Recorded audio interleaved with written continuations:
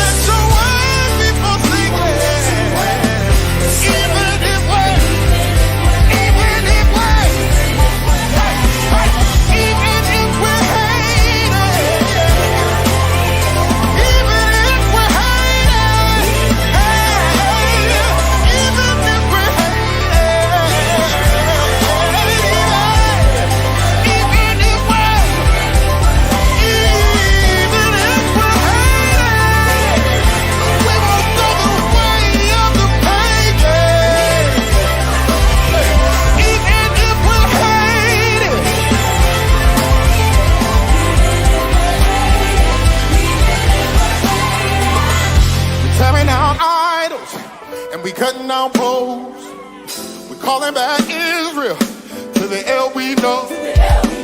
We throwing out crystals, we don't need these stones, and we ain't no gods. That's a job for y'all. Everybody help me say all praise. All praise to the Most High. I can't hear you say. All praise to the Most High. All praise to the Most High. Hey, all praise.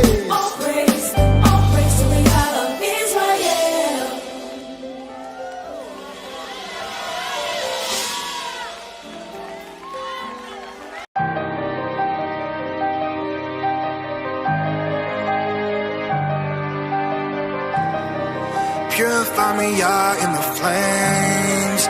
Purify me, send your let it rain. Purify me, Yah, in your name. Purify me, purify me. Purify my heart, my home, my dome, my soul, bring peace. Purify this dirty water in my cup I drink. I only want the living water from the King. Only want the diamond pressing out of me. Only want the white garment that's clean. Only want the true facts, that's me. 24 carats I rock in my heart, but it sinks to the bottom, you know that it's pure. Coming in sharp like a dark and the aim is on point, so you know that I'm pure. Filter all the evil out of my life, so when I pour it's pure. You know that it's more. I didn't close them doors, so move your finger, boy. Purify me, Yah, in the flames. Purify me, send your let it rain. Purify me, Yah, in your name. Purify me, purify me. Trauma after trauma, trouble after trouble. Expected this way of life to be an eternal tussle. Thriller in Manila, told the Most High that I can't endure. Increasing power with each blow. I'm telling them, give me more. It's gonna take more than just one on that front line when it come. Boy, this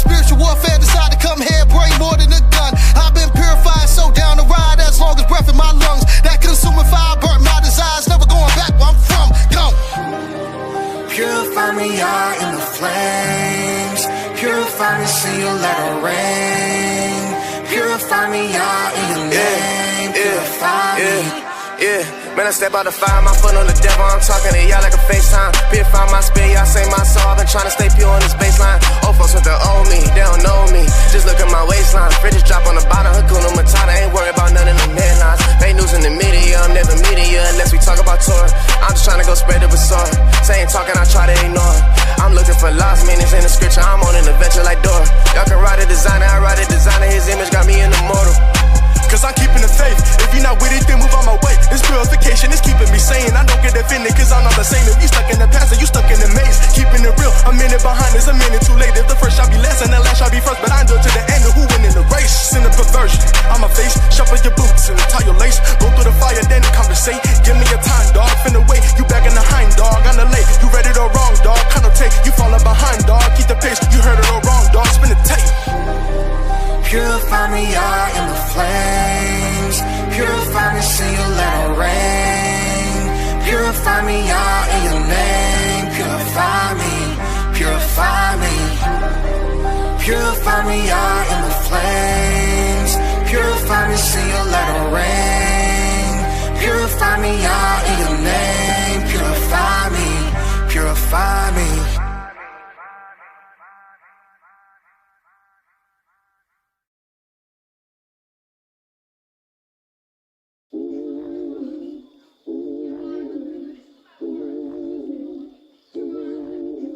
Send you the first, send you the first, we going out, out.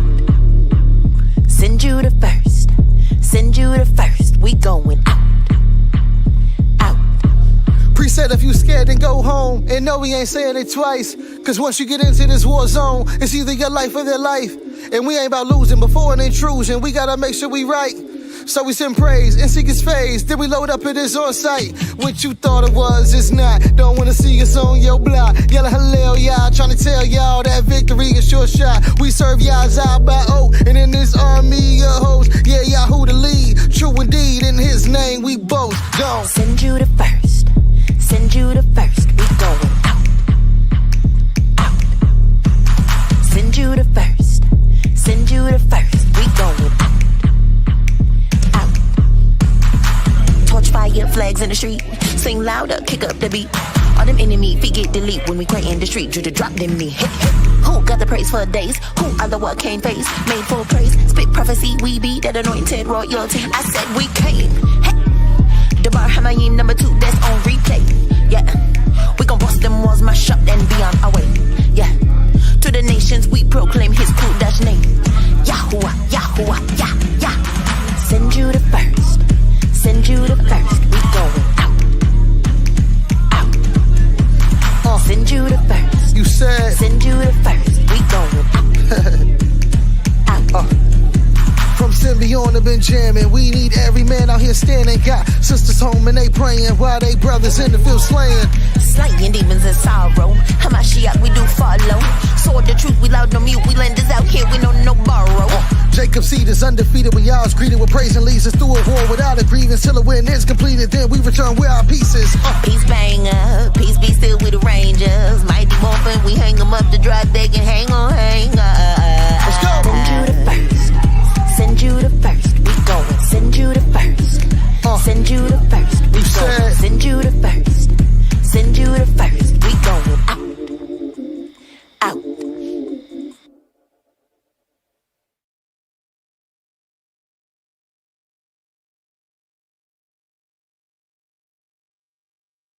All right. Shalom, shalom, shalom, shalom, shalom. If you guys can hear me, type a 1 in the chat. Get a quick mic check. If you can hear me, type a 1 in the chat. Let's get a quick mic check. 1 2 1 2 1 2 1 2. If you can hear me, type 1 in the chat. All right. Make sure everybody you like, share, and subscribe. This is going to be a very, very powerful live stream. You guys know what we do here at Zion Lexx TV. You know, there's a lot of work that goes into the presentation. You know, there's a lot of study and research behind the scenes that go into the presentation. So I hope you guys know that you're in for it. You know, I treat this particular platform, Zion Lexx TV YouTube podcast, as or like a very sacred space.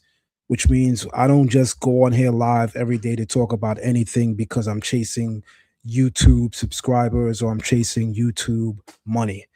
If that was the case, if that was, where my heart is at, then I'd be on YouTube every single day. But obviously that's not where my heart is at. So rest assured, when I'm on here, just know I'm coming with something heavy. And I got to tell you, today, tonight, this evening is such a moment. So I'm definitely going to say to the community, like, share, and subscribe. This live stream is going to be a powerful live stream. Make sure you tell a friend to tell a friend. Make sure you put it on your social media platforms. Take the link to this particular live stream and put it live on all of your social media platforms. I'm also going to ask at this time if there's anybody that would like to, give us a referral or a reference for some future topics, to email me at zionlextv@gmail.com. Right? Do not put it in the chat section here. That will be drowned out. If you want me to get it, email me at zionlextv@gmail.com with any future live stream topics that you'd like to see me cover. As I stated, I'm going to try to go more live than I normally do. And so, this is going to be powerful. I also want to say from the outset that today's live stream, this afternoon's live stream, is actually inspired by a brother that goes by the name of Chief Binyamin, also known as Rabbi Binyamin, from the Old Testament Israelite community. He did a presentation on DCB channel just yesterday. In fact, the presentation is entitled Astrology. Matter of fact, let me do the justice of quoting it accurately, and let me see if I can also grab a link. Just give me a couple of seconds. In the meantime, family, like, share, subscribe. Don't be afraid to donate to the platform. Joel, I see you. Thank you, Joel. I see you. I got your donation, good brother. Much love. Thank you very much. So, Rabbi Chief Binyamin, Bible class, episode 158, topic astrology. I'm going to take the link to that lecture and I'm going to put it in our YouTube live stream comment section. I wanted to react to the video, but sometimes when you do a reaction video, people get the impression that you're reacting negatively. So I didn't want to entitle the live stream Zion Lexx reacts to this particular video. But I am reacting. It's just that my reaction is not negative. I just wanted to add towards what the good brother said. And I also want to remind you guys that the link to that original video is in our live chat. Go like, share, and subscribe. Go to DCB channel, click on the video, and you'll be able to see the video that I'm actually reacting to by Chief Binyamin, also known as Rabbi Binyamin. He's being interviewed by my good brother, my good friend, Chief Uziel Ben Levi. All right. Make sure you subscribe to his YouTube channel entitled Uziel Levi. Every Shabbat, I want to say as soon as the sun goes down, give or take. Excuse me, guys. I'm dealing with a cold. He goes live every Shabbat, Friday evening. He's playing music. He's doing Torah commentary. Powerful. Make sure you guys subscribe to Uziel Levi channel on YouTube. Been battling a cold for the last couple of days, but I'm here. I'm present, doing what I got to do. All right. So this evening's presentation is inspired by a lecture that I seen on DCB channel by Rabbi Binyamin, and it's on astronomy/astrology, or if I was to read it exactly, Bible class episode 158, astrology. And so I'm reacting to it. I wanted to add some info, and I hope you guys enjoy what I have to share on it. It's been a long time coming for me to even join in on this topic. I usually get this as a question in my classes, and whenever we have that, we do lectures on it. So I just want to remind everybody, just because you may or may not see me cover a topic on YouTube. It does not mean that I do not have established content or material towards said topic. Learn Torah Hebrew Academy at patreon.com/learn Torah. We have lectures on every topic imaginable related to Torah, the Bible, its history, its culture, its tradition, and of course, its language. And you guys would really, really benefit from joining the academy and having access to those things. This particular topic interests me greatly because I've always been a fan of the topic of astrology as it relates to where it fits in biblical ideology and practice.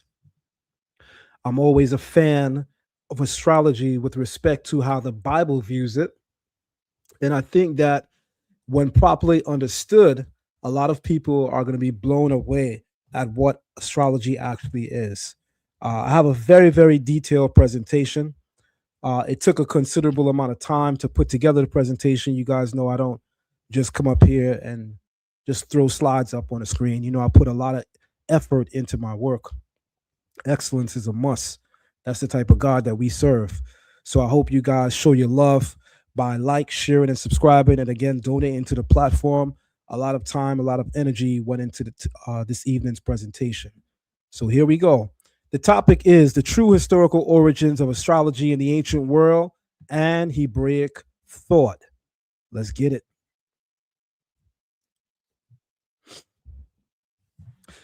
The historical origins of astrology in the ancient world.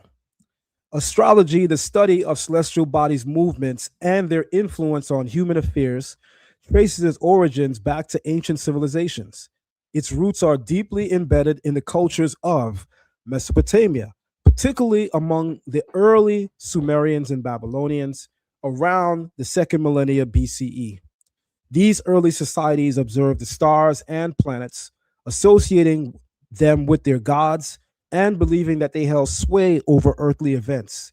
The Babylonians were among the first to create a systematic form of astrology, developing the Zodiac system that divided the sky into 12 sections, each associated with specific constellations. This knowledge spread to ancient Greece through cultural exchanges, where philosophers like Ptolemy further refined astrological theories, embedding them in Western thought. Simultaneously, in ancient China and India, distinct forms of astrology were taking shape, reflecting the diverse ways in which human cultures have sought to understand their place in the cosmos, despite its scientific credit in modern times. Astrology's historical roots highlight humanity's enduring fascination with the stars and the quest to discern meaning from the universe. Again, I am very, very astute on this particular topic. I've been studying it very, very much for a very, very long time. Put in a lot of work. Shalom, Sammy. Thank you very much. Samantha, Sammy, I see you. Shamuela. Thank you very much for your donation. I got your donation as well. Greatly appreciated. Thank you very much. You guys that support Learn Torah Hebrew Academy, your support means the world to us here. And I thank you all very, very much. All right. Let's move on. So I wanted to add by saying that this particular topic interests me over the years because, everyone has their niche. When you come into the culture and lore of Torah, there are going to be things that grab your attention. This particular topic is one such a thing, right? It definitely grips my attention. I'm noticing that my screen paused for a moment, right? My video paused. I'm not sure why my video paused. So let me just ask everyone really quick. Is everyone able to hear me as I'm speaking right now? Type a 1 in the chat. I want to make sure that I am not losing anyone. Please type a 1 in the chat. If you guys can hear me live as I'm talking right now, type a 1 in the chat, because when I look at the screen, it looks like it froze. All right, it's moving again a little bit. All right, that's good. All right, so again, everybody has their niche when it comes to the culture of Torah. Everyone has their area of expertise or their area of greater interest. And among the areas of great interest for me when it comes to the culture of Torah is certainly the topic of astrology. I'm 3 decades in studying this topic from the vantage point of looking at what the Torah has to say, what the historical record has to say, and of course, if you're familiar with my body of work, what the oral tradition has to say. And you can speak to anyone in the Israelite community that knows me for 30 plus years, right? So you would go to the Shema Israel community, you will go to the DCB community, and you ask them, is this a topic that Zion or Avdiel is aware of, teaches? And everyone would tell you, absolutely. I was never shy about holding this view. From very early on in the Israelite community, there were certain views that I held. While I may not have palpably gone on major platforms in those communities to speak thoroughly on it, people who knew me knew that this was a part of my repertoire, that I actually did and conducted a great deal of research in this area. And so again, this presentation comes with great honor. This is my very first time going in on this topic publicly, so I hope that you guys lock all the way in. Make sure that the likes correspond to the views. Family, if you're here and you're present, it don't cost you nothing to like, share, and subscribe. Here we go. All right. The historical origins of astrology in the ancient world. Introduction. The heavens, divine order, and the ancient search for meaning. From the earliest civilizations of the ancient Near East, humanity looked upward toward heaven in search of divine order, omens, and agricultural timing, kingship legitimacy, and spiritual revelation. Ancient peoples believed that the Shemayim, the heavens, were not random, but reflected an organized cosmic structure established by the Creator. Within the worldview of the ancient world, celestial bodies were viewed as signs, markers of sacred time, and manifestations of divine governance over earthly affairs. The modern term astrology comes from the Greek word astrologia, meaning the study of the stars. But the origins of astrology long predate Greece. Long before the rise of Hellenistic astrology, ancient Sumerians, Akkadians, Babylonians, and Egyptians developed systems of celestial observation that eventually evolved into what we now call the Zodiac and natal astrology.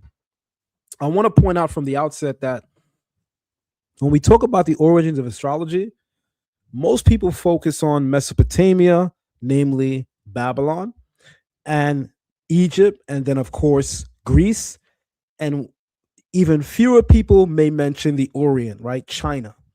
But I have to tell you, in the area of Mesopotamia, one particular culture and people group that is often overlooked are the Akkadians.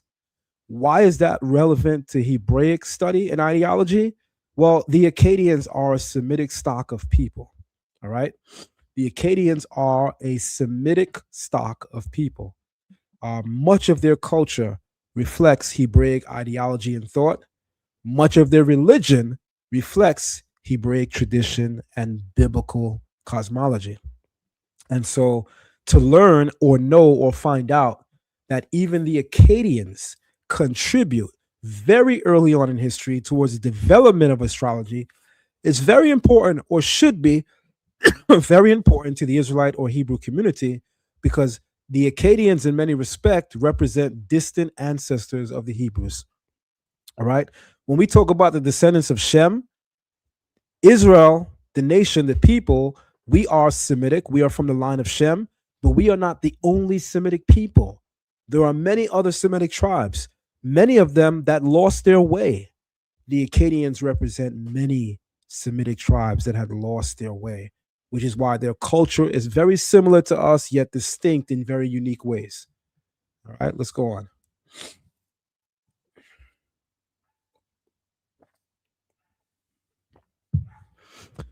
Historical evidence demonstrates that the earliest foundations of astrology originated in Mesopotamia, particularly along the Sumerian and later the Akkadian-speaking Babylonians. Egypt contributed enormously to astronomical calendars, stellar deacons, sacred cosmology, and temple alignments. But most historians distinguish between, give me 1 second, everyone. Most historians, give me 1 second.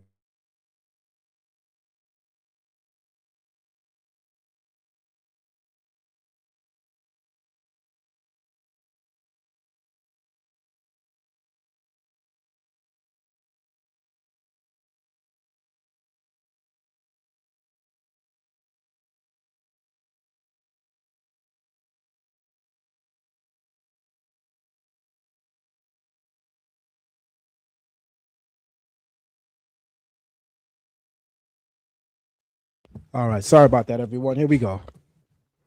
So where was I? Historical evidence demonstrates that the earliest foundations of astrology originated in Mesopotamia, particularly among the Sumerians and later the Akkadian-speaking Babylonians. Egypt contributed enormously to astronomical calendars, stellar deacons, sacred cosmology, and temple alignments. But most historians distinguish Egyptian astronomy from the more omen-centered Mesopotamian astrology that eventually produced the zodiacal system recognized today. The development of astrology was gradual. Sumer established the earliest celestial religion and planetary symbolism. Akkad and Babylon systematized celestial omens into sophisticated predictive sciences. Egypt developed star clocks, decanal systems, and solar calendars that deeply influenced later Hellenistic astrology. Greece later synthesized Mesopotamian and Egyptian traditions into the familiar 12-sign Zodiac style system.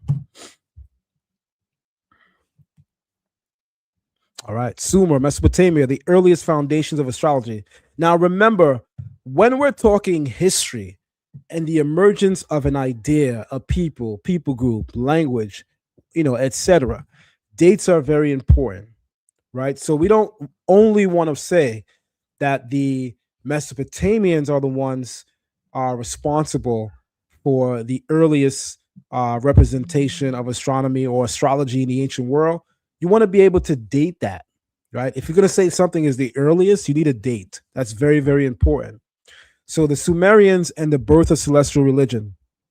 Most historians credit the civilization of Sumer in southern Mesopotamia as laying the foundations for astrology.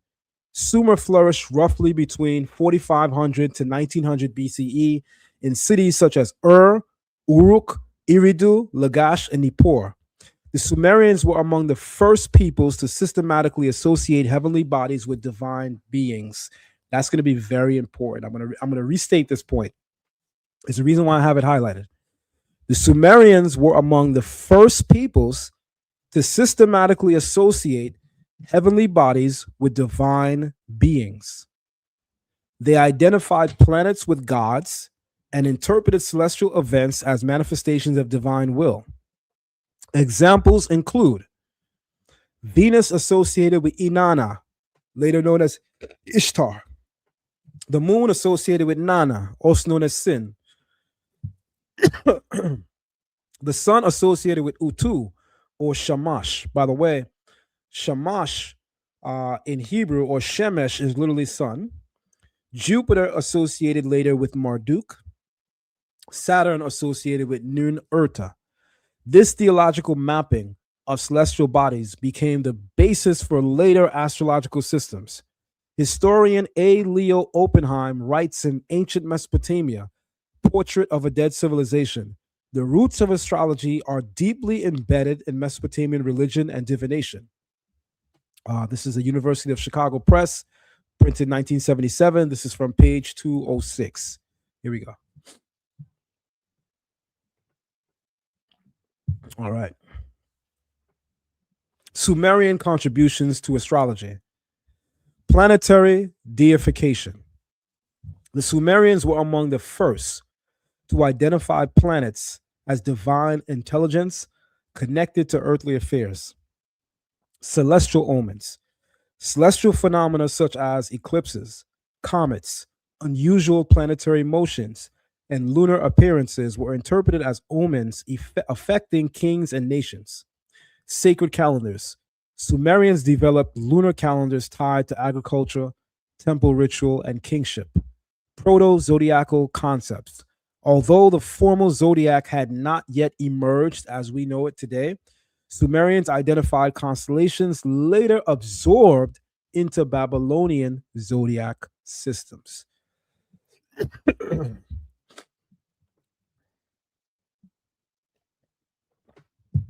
Akkad and Babylon, the true systematizers of astrology. Akkadian civilization and astral divination. Around 2334 BCE, Sargon of Akkad united Mesopotamia under the Akkadian Empire. Akkadian-speaking scholars inherited Sumerian celestial traditions and transformed them into a far systematic science of astral divination. This period marks the true emergence of historical astrology as an organized predictive discipline. Francesca Rockberg writes, Babylonian celestial divination constitutes the earliest known comprehensive system of astrology. So Babylon is not the earliest form in the ancient world of astrology, but it is regarded as the earliest known comprehensive system of astrology. She writes this in the work entitled The Heavenly Writing, Divination, Horoscopy, and Astronomy in Mesopotamian Culture. Again, Cambridge University Press, 2004, page 2. Now, the Enuma, Anu, Enlil tablets.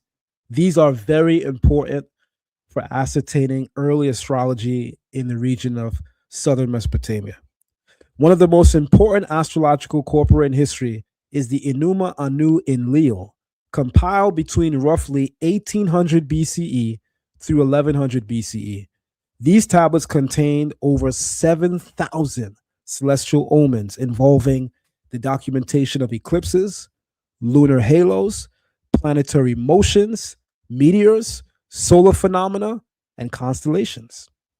The text linked heavenly signs to earthly events such as famine, war, plague, political upheaval, and royal deaths. Now, I want to explain something for a moment, right? I think this is very important to say.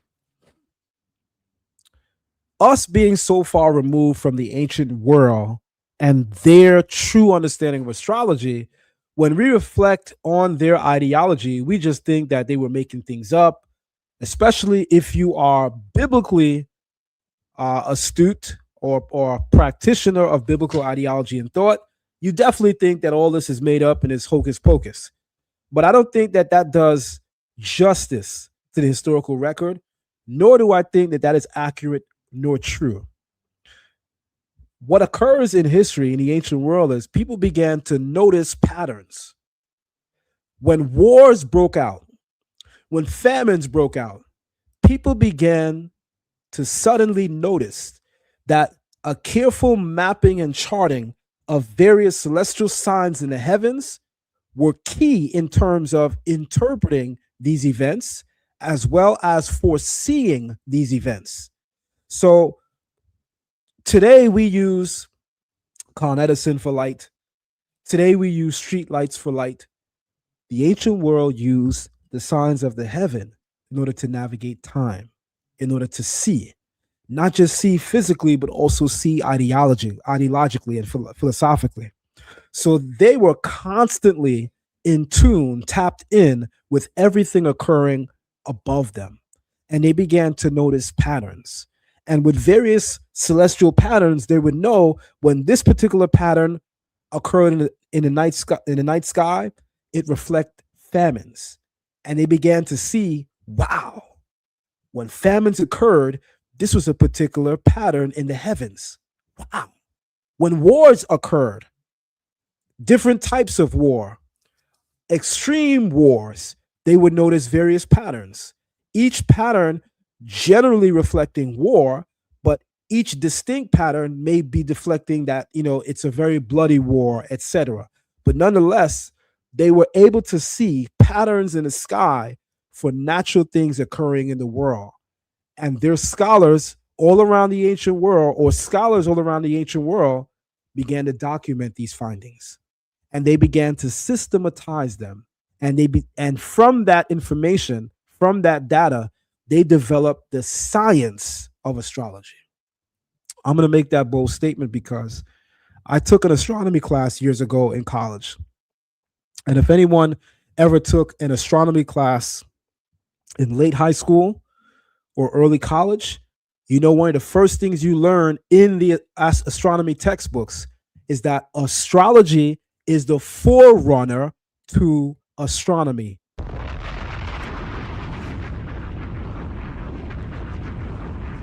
That is quite literally what is taught in the collegiate textbooks all throughout the Western world. It's a known fact that the science of astronomy developed from astrology. That's a known fact, not disputed. All right. That's important to know. Today, astrology is regarded as a pseudoscience, right? But the reality is, all of the textbooks reflect that what we know today of astronomy owes much of its origin and development from those who studied astrology. Astrology is the forerunner of astronomy, and many of the science involved in astronomy was developed earlier in the study of astrology.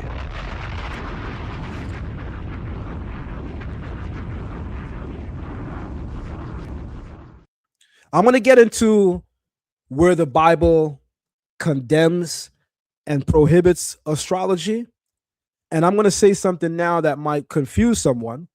I'm going to get into the specifics of what the Bible prohibits about astrology. When we learn that the Bible is against astrology, most of us take that as a general statement and idea, not realizing it's very specific. And I'm going to show you through the Bible that the biblical prohibition against astrology is very specific. It's not general. It's not banning astrology on a whole. It's very specific, and we'll get into that in a couple of moments. Excuse me. The text linked heavenly signs to earthly events such as famine, war, plague, political upheaval, and royal deaths. An example reads, if an eclipse occurs on the right side of the moon, the king of Akkad will experience prosperity. Why are they saying that? Because this has been a pattern in the ancient world, that when they noticed that there was an eclipse on the right side of the moon, they noticed that the kings in this particular region enjoyed prosperity, and they began to document those patterns. This is how they were able to make future predictions based on the documentation and data provided through observation of celestial events. All right. I think the way that we study history, the way that we present ideas, is not to go into it biased because we hold a religious view or belief that says that we are against it. Yeah, you could follow a spiritual path or be in a religion that's against astrology, right? That's fine. But that should never make you biased in your research. And if you are biased in your research, then what value is your spirituality or religion if from the outset you're willing to lie or you're willing to look past what is true? So we don't want to do that. Right? Here we go. So all of this represents one of the earliest forms of predictive astrology in world history. Babylon and the development of the Zodiac. Now, ancient Babylon is regarded by historians, and I'm going to say that very intentionally because I have scholarship that disagrees with that, but that's another. I'm going to do a part 2 to this. That'll be next week. So the scholarly consensus is to credit Babylon, ancient Babylon. Notice I'm going to make a difference between Babylon and ancient Babylon, right? Because the Babylon most of us are aware of is what is known in history as the Neo-Babylonian Empire. If you guys can hear me, type a 1 in the chat. If you guys can hear me, type a 1 in the chat. I do hear someone saying no sound, Moray, no sound. So please do let me know if you guys can hear me. Type a 1 in the chat. I want to make sure everybody is hearing me. Thank you very much. Whoever says no sound, you may need to refresh. All right, you may need to refresh. Not sure why you're not hearing sound. You may need to refresh. All right, here we go. So again, I have scholarship that disagrees with the consensus, but yet as a scholar, I certainly will quote the consensus without necessarily being in support of it, because that's just called honest scholarship, right? So the Babylonians are generally accredited with creating the 12 sign zodiac between roughly 700 to 500 BCE. And as I was saying, the interesting thing about this is that when we think about Babylon versus what I'm going to call ancient Babylon, most people don't make a distinction. The Babylon most of us are familiar with is actually the Neo-Babylonian Empire, headed by King Nebuchadnezzar. All right. His empire flourishes in the 6th century BCE. His most notorious, infamous, and famous takedown is that of the siege against Jerusalem, which was successful and brought the Babylonian Empire great riches, right? Of course, they had their fall, but they certainly conquered Jerusalem, the land of Israel, right? They subdued it. And so when we think of Babylon, we think of that particular time in history. But if you're biblically astute, you should know that Babylon is a much more ancient place name and a much more ancient culture, right? So although the signs of the full astrological system as Neo-Babylonian Empire is known for, although the signs for that are palpable during this period, that does not mean that these things weren't spoken of in earlier periods. This is why real scholarship matters, because just accepting the consensus without going over all accredited information may leave you in the dark to various lights and truths, right? As you'll see when I do a part 2 to this, I'm going to disagree with the consensus and take you into some of the earliest Sumerian and Akkadian records and even some of the earliest Egyptian records and show you that all of the 12 signs of the zodiac are accounted long before the Neo-Babylonian Empire, which is around the 7th and 6th centuries BCE. Right, but I'm going to be doing a part 2 to this. So they divided the ecliptic, the apparent path of the sun through the heavens, into 12 sections associated with constellations. These became Aries, Taurus, Gemini, Cancer, Leo, Virgo, Libra, Scorpio, Sagittarius, Capricorn, Aquarius, Pisces. Historian Otto states, the zodiac in its normal form is a Babylonian invention. Right? He writes this in a book entitled A History of Ancient Mathematical Astronomy, Volume 1, page 560, printed in 1975. Here we go. Babylonian mathematical astronomy. Babylonians pioneered ephemerides, right? Planetary tables, ephemerides, eclipse prediction, mathematical tracking of planets, and planetary periods. This transformed astrology from mere omen interpretation into a predictive celestial science. Here we go. Egypt, Kemet. Astronomy, deacons, and sacred cosmic order. Egyptian contributions to the celestial science. Egyptian civilization, the civilization of ancient Kemet, contributed enormously to astronomy and sacred cosmology, though historians debate whether Egypt created astrology before Mesopotamia.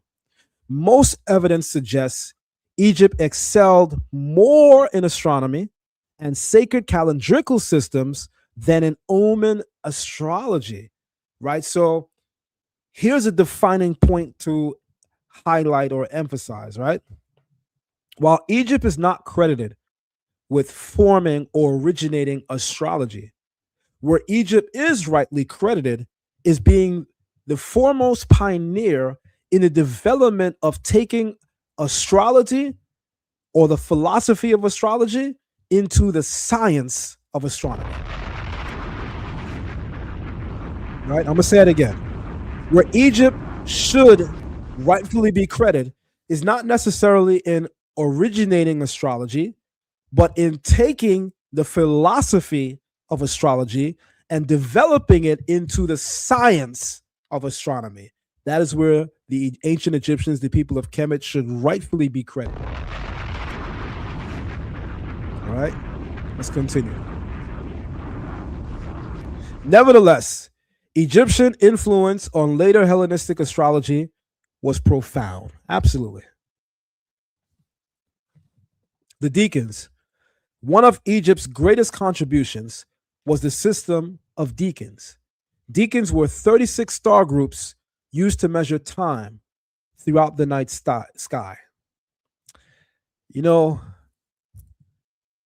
there's a lot that I could add when it comes to mathematical formula as a form of philosophy and esotericism in the ancient world. The Sumerians held a doctrine that the world goes through a state of physical and spiritual evolution every 36,000 years. Go back to the number 36. The Egyptians developed what we call the 36 deacon star groups. The oral Torah, the oral tradition says there are 36 righteous descendants of David in every single generation. But I don't think y'all heard me.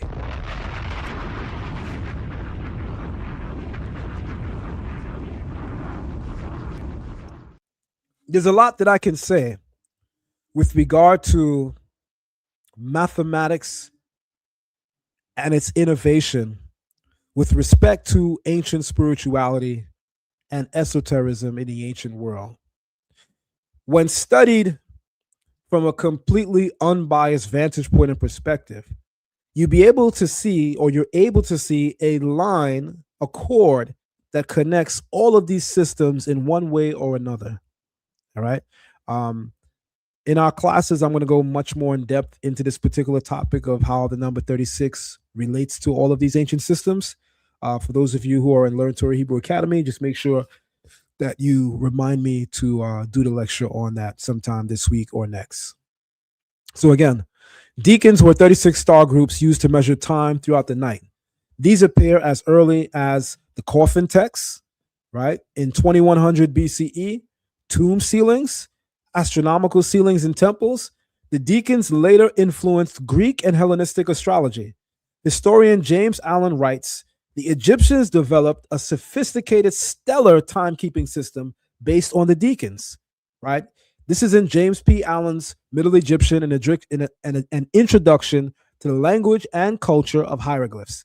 Cambridge University Press, 2014, page 330. Here we go. The Dendera Zodiac. One of the most famous Egyptian astrological artifacts is the Dendera Zodiac from the temple of Het Heru or Hathor at Dendera in 50 BCE. There's a I don't want to say a replica because they actually carried the entire thing. They actually carried block by block the temple of Dendera in Egypt, and they brought it to the Metropolitan Museum of Art here in New York City. For those of you who have attended my museum tours, you know I took you right there. You were able to see it. For those of you who would like to attend my museum tours in the future, of which we'll be having one next month in June, just know that we're going to go through the full length and breadth of the museum in the area of Mesopotamia, Egypt, West Africa, etc., the land of Israel. All right. One of the most famous Egyptian astrological artifacts is the Dendera Zodiac from the Temple of Hathor at Dendera, 50 BC. It depicts zodiac constellations, planetary alignments, deacons, celestial deities. The Dendera Zodiac reflects strong Babylonian and Greek influence combined with Egyptian cosmology. Shout out to you, Jay Phoenix. I see you. Thank you for your donation. You put on the screen. What's your comment? Do you believe biblical Babylon was Cush? I think biblical Israel is in Ethiopia. There's a conversation to be had about that, right? I know many Rastafarians hold that view. I know many Rastafarians personally that hold that view, that biblical Israel is in Ethiopia. I don't necessarily hold that view. As far as biblical Babylon being Cush, yeah, Cushites were present absolutely in southern Mesopotamia, right? That's well documented. There are some that disagree, but there's enough documentation to establish that as fact. All right, let's go on.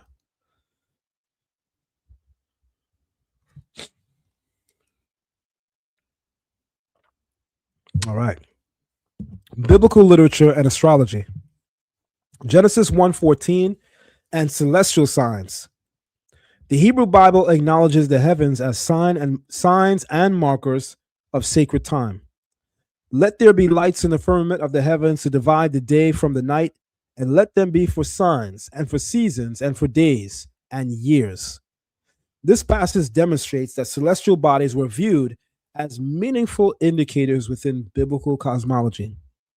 Now, while I'm not going to go into great depth into what this all entails here right now, just wait on it. I'm definitely going to tackle that a bit in part one. In part two, I'm going to go far more in depth, but a little bit later on in this presentation, a couple more slides away, I'm going to go more into the Genesis 1:14 quote to qualify and or quantify exactly what all of this entails. Let them serve as signs. We're going to bring all of that out, right? Here we go. Babylonian astrology in the book of Daniel. The book of Daniel reflects Babylonian astral sciences.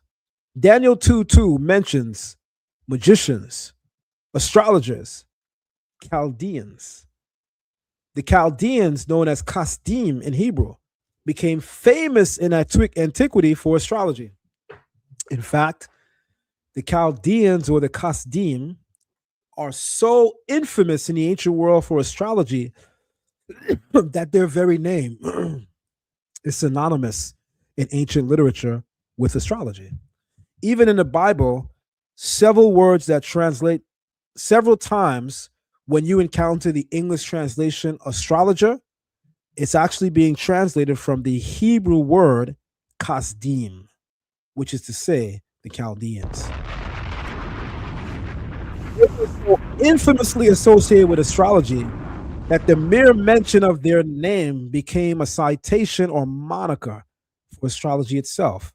Hence, even in the Bible, when you're reading the Bible in English, in several places where you encounter the English word astrology, go back and look at the Hebrew word and see that in many of those places, the Hebrew word used is kasdim or Chaldeans. The Hebrew/Aramaic terminology reflects Babylonian divinatory culture. Isaiah's critique of Babylonian astrology. Isaiah 47 directly references Babylonian astrologers. Let now the astrologers, the stargazers, the monthly prognosticators stand up and save thee. Isaiah chapter 47, verse 13. This passage confirms the prominence of astrology within Neo-Babylonian culture. And since we are encountering our very first biblical condemnation in this presentation, not in the Bible, this is our very first time in this evening's presentation where we're encountering a biblical condemnation for astrology. I want to qualify something for a moment. Remember what astrology is in the ancient world and how it develops. People are observing that various celestial signs become monikers for events that are happening in the natural physical world. They began to notice that when the heavens reflected various patterns, various star alignments, various positioning of, astral bodies, planets, stars, star groupings, constellations, they began to notice in observing those things that there were patterns. Those patterns were linked to human behavior. Those patterns were linked to natural phenomena, famine. Those patterns were linked to weather. storm. And they began to document these things. And over a period of time, through the careful study, analysis, and observation of how the events on high can be used to predict events in the natural physical world, they began to use it to predict events. Now, where they go wrong is where the Bible offers condemnation. Yes, it is a fact in the ancient world and even today that various alignments can be used to describe things occurring in the natural world. However, one thing we must always know is that the Creator is always in control. So, in studying the Bible, you should have learned, if you've been studying the Bible for 5 years, 10 years, 15, 20 years, etc., hopefully you've learned that there's a corresponding action and reaction with regard to human behavior in the natural world. We read in Psalms 150, fire, storm, hail, fulfilling my word.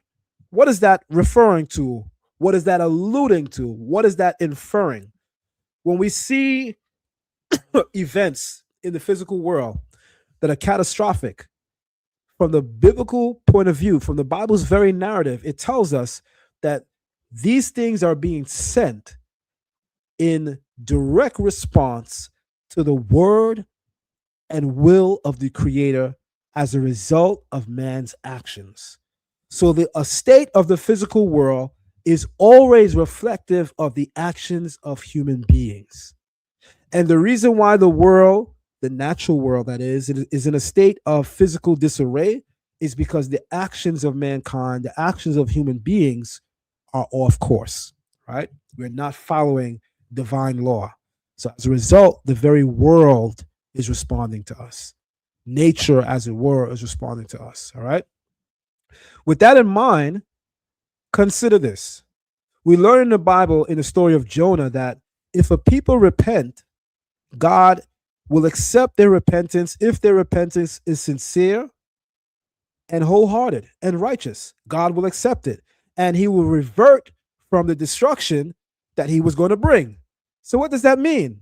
If celestial events can and are used to chart things that are happening in the natural world, well, what happens when the actions of man begin to create a response from heaven, which begins to be a sign in the heavens that a person can observe and see, but then the people repent, they change, and the signs above do not reflect that change. So what's going to happen? If you are a master at astrology, if you are a master at charting celestial events, you will go out and give a prophecy that doom and destruction is coming. You may tell people, sell your goods. You may tell people, right your wrongs. You may tell people X, Y, and Z. And the reality is the destruction that the celestial events on high is portraying in some way, shape, or form. If the people change and if the people repent, guess what's going to happen? There's going to be a disconnect. You'll be looking up and seeing one thing in the sky, and it's not reflected in the ground below because the people have changed, which means now you're giving incorrect information, which means now you could literally be rendered a false prophet because you're saying death and destruction is coming, but then the people change their ways and none of that comes. But when you look up at the skies reflect it. That's coming because the skies are capturing human behavior. That is a fact. But the reality is, if we repent, if we change, then that which was supposed to come may not or will not come. And then as a result, what is seen above in the skies will not be reflected here below. And as a result, there will be a disconnect, which means one thing: always trust in the Almighty and the Almighty alone and in his word. The stars, they are deterministic, but they are not fail-safe. Do not depend on the stars. They are not perfect. Do not depend on the stars, because if you change, if I change, things change. Do not depend on the stars, because rather than follow what the stars are predicting as a reaction towards human behavior, rather than follow that, how about simply follow the divine code, follow the law of God, and with that observation, you'll never go wrong.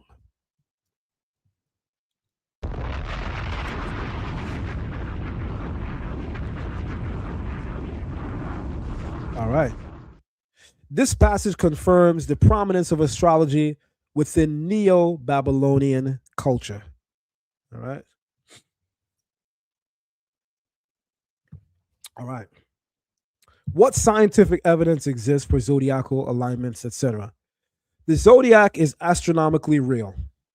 Modern astronomy confirms that the zodiac corresponds to actual constellations positioned along the ecliptic, the apparent path traveled by the sun, moon, and the planets through the sky. So, those of you who are teaching against astrology, just bear in mind, there is science to it. Do not go out there and say silly things like, no, there is no planetary alignment, there's no star groupings, all that's made up. There is no scorpion in the sky. There is no Leo, and there's no lion in the sky, because then you'll be wrong. Astronomy as a science bears witness to these star groupings. Modern astronomy confirms that the zodiac corresponds to actual constellations positioned along the ecliptic, the apparent path traveled by the sun, moon, and planets through the sky. The zodiac exists because Earth orbits the sun. The solar system lies roughly on a common orbital plane. The sun appears to move through specific star regions yearly. The constellations themselves are observable astronomical realities. The ecliptic plane. The zodiac is based on the ecliptic. While the equation above is illustrative rather than literal astronomy, the key concept is that the planetary motion follows predictable orbitable paths observable from Earth. Ancient astronomers accurately track these motions without the use of telescopes. Let me just say this. What is seen with telescopes today was observed in the ancient world without the use of telescopes. So please, with all due respect, don't be silly. Put some respect on the name of those in the ancient world. What modern science today is only able to see and observe through the use of a telescope, the ancestors of the ancient world were doing this without the use of a telescope. Don't be silly in assuming that everything that they did was made up. Please have a measure, a little bit of common sense.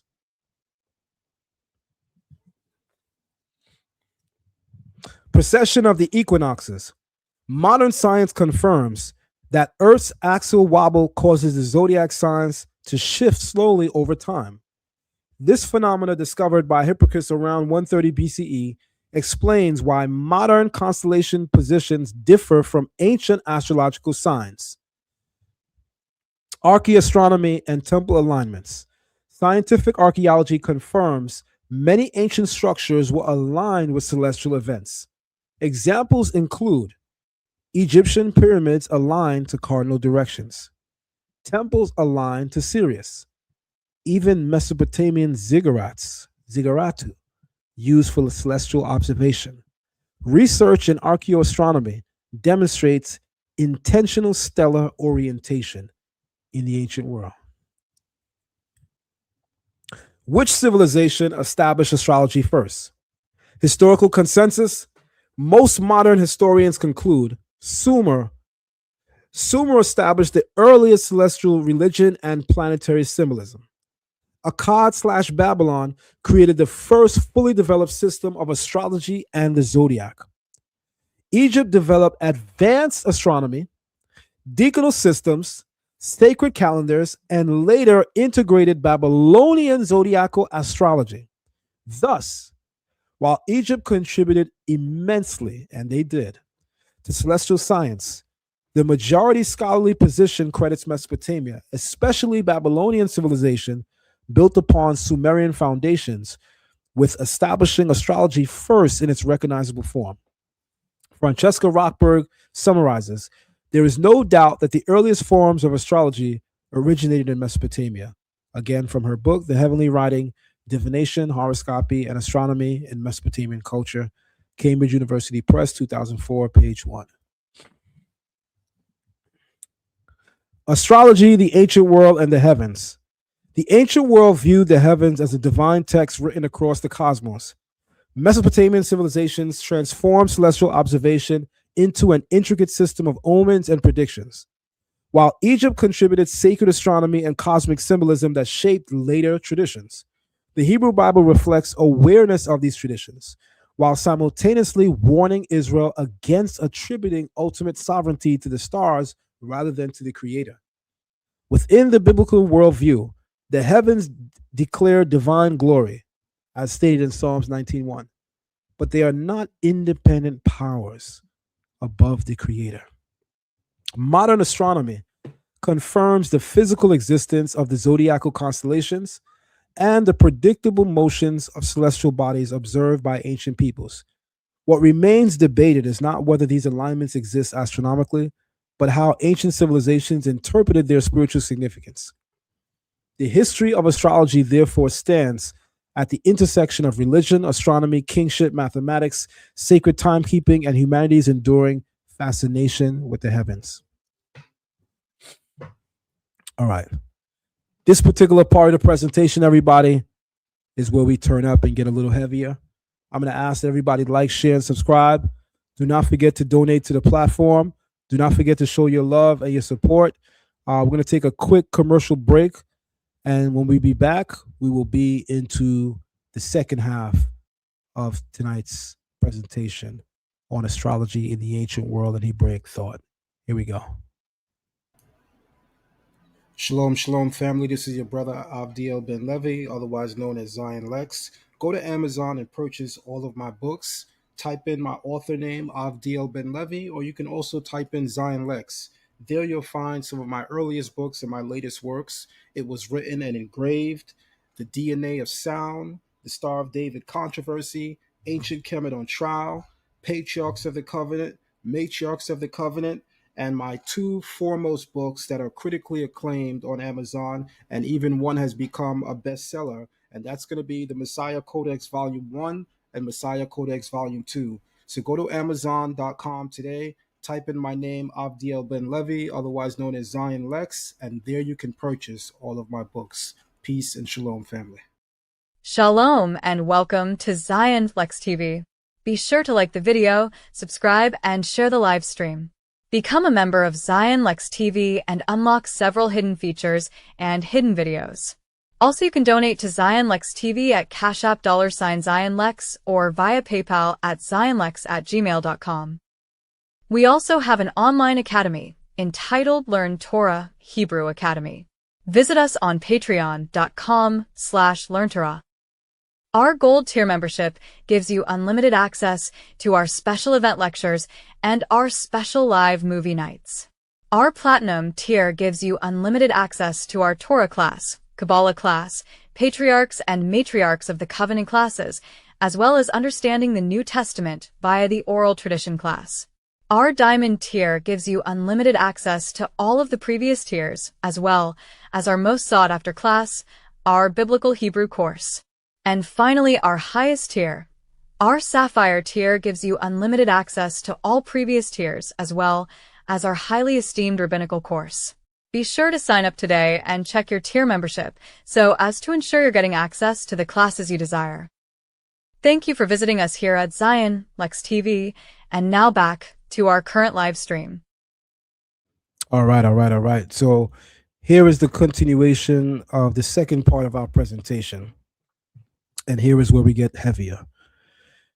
The Torah prohibition on astrology, written Torah, oral tradition, and the limits of celestial interpretation. The Torah's prohibition on astrology is a fascinating intersection of written scripture and oral tradition, highlighting the limits of celestial interpretation within Judaic thought. The written Torah, particularly in Deuteronomy 18, verses 10 through 12, explicitly forbids engaging in divination, engaging in divination, and soothsaying, which traditional Judaic interpretation extends to include astrology. This prohibition is reinforced and elaborated upon in the Oral Torah, where rabbinic literature often views astrology as a form of idolatry or an attempt to usurp divine authority by claiming knowledge of the future. While celestial bodies are recognized in Judaism as part of God's creation, their interpretation is cautioned against when it seeks to predict individual fate or influence human behavior, as this can detract from one's free will and reliance on divine providence. By setting these boundaries, the Torah and its accompanying oral traditions aim to maintain a focus on spiritual growth and ethical living, rather than reliance on celestial or supernatural forces, right? Here we go.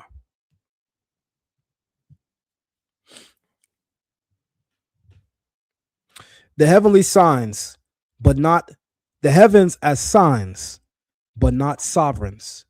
Within the worldview of the Torah, the heavens are neither meaningless nor autonomous powers independent of the Creator. The celestial bodies, known in Hebrew as Mazalot, by the way, their very name in Hebrew is indicative of them having some type of sway or influence. The Hebrew term mazal denotes the idea of something flowing, an upward flow, a downward flow, but a flowing or some type of transference, right? The idea indicative, inherent within the Hebraic term mazal is to denote the flow of energy, the flow of water, or the channeling of an idea or thing. So the word for constellations in Hebrew is very key to understanding the way in which they function, right? The very way in which they function is key. The word mazal, right? The base root is binary. It's actually zal. The root is binary in mazal. It's not mazal. That's not the root. The word mazal is a binary root word, not triconsonantal, right? It has 3 letters, but its root is not triconsonantal. Its root is binary. Its root is zal, and zal denotes the flow of things. Hebrew is the basis of all languages as taught in Hebraic culture and tradition. Therefore, we teach that the term zal in Hebrew, even when it comes into the English language, it denotes the flow of things. Hence, your nazal, your nozzle, right? The nozzle on your faucet, the nozzle in your bathroom sink denotes the flow of water, right? The channel of that which is fluid, right? So the base root zal denotes the channeling of a thing, the flow of a thing, right? So the word mazal or mazalot is not simply the Hebrew word for constellation, but it's actually a key describer of what's occurring with these constellations. There's some type of flow that is being introduced or influenced by them, all right? So again, the celestial bodies or mazalot, constellations and planetary systems, are repeatedly described in scripture as signs, right? Otot, markers of sacred time, witnesses of divine order, and instruments through which the Creator governs aspects of creation. Yet, at the very same time, the Torah strongly prohibits divination, sorcery, fatalism, and attempts to manipulate, predict the future through occult interpretation of the heavens. This tension has generated centuries of debate within both the written Torah and the oral Torah. Rabbinic literature ultimately develops a nuanced position. Observation of the heavens, understanding human temperament through celestial influence, and recognizing cosmic cycles are not inherently forbidden. Woo! I got to read that part again. Rabbinic literature ultimately develops a nuanced position. Observations of the heavens, understanding human temperament through celestial influence, and recognizing cosmic cycles are not inherently forbidden. So what exactly is forbidden within the Torah's prohibition on astrology? Assigning independent power to the stars, using astrology to foretell immutable destiny, or relying upon celestial omens instead of trusting in the Lord is absolutely and fundamentally prohibited.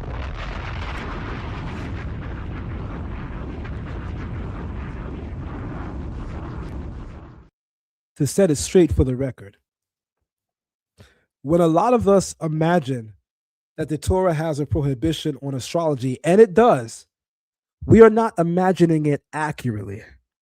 We are not capturing the Torah's prohibition accurately. The Torah is against astrology with regard to the usage of purporting to tell the future. Every month has its own characteristic. You can see that in the Hebrew calendar. Every single month has its own In fact, I've even heard people say that, we don't follow the signs of the heavens because, that's what the pagans did. That's what the heathen did. That's what the goyim do. They follow these signs, etc., etc. There's nothing to these signs. All these things are made up. Let me just remind everybody something, right? The same people that are going to say that are going to be the people that say this. Jeremiah already told us in Jeremiah 10, be not dismayed at the signs of the heavens, for the heathen are dismayed at the signs of the heavens.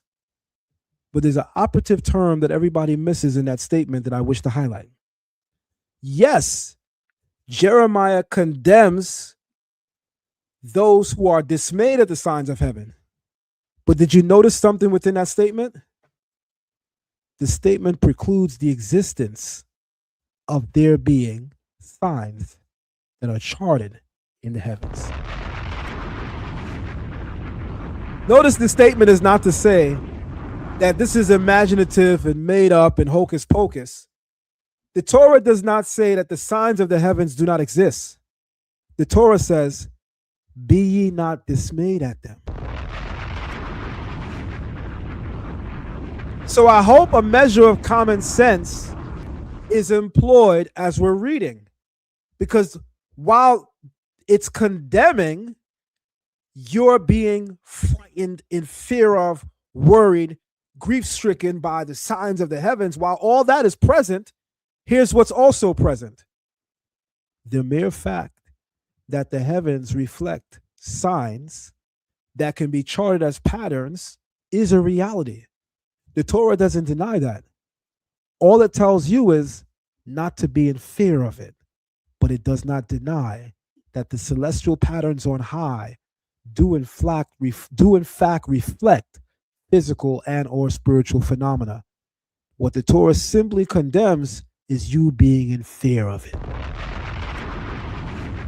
I've been in Israelite circles, communities, for decades, and having to hear teachers use this passage in Jeremiah to completely disannul the idea that, hey, these celestial events and signs, none of that exists. All of that is false. No, they exist. Because if they didn't exist, the Creator would not have to say to us, be not dismayed at them. How could you be dismayed at something that is nothing? How could you be dismayed at something that is nothing? If it is nothing, it is nothing. And if it's nothing, you can't be dismayed by nothing.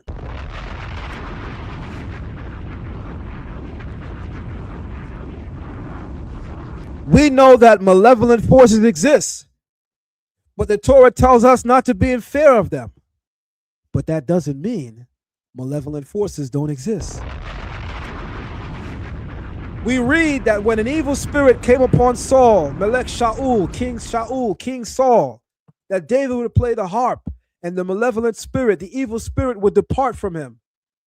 So the Bible cosigns the existence of evil, malevolent spirits. The Bible tells us not to be in fear of them.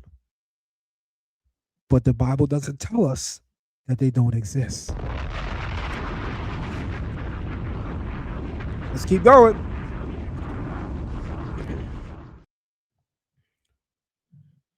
The oral tradition repeatedly distinguishes between recognizing natural influences within creation and surrendering oneself to deterministic fatalism. The stars may incline, but they do not compel.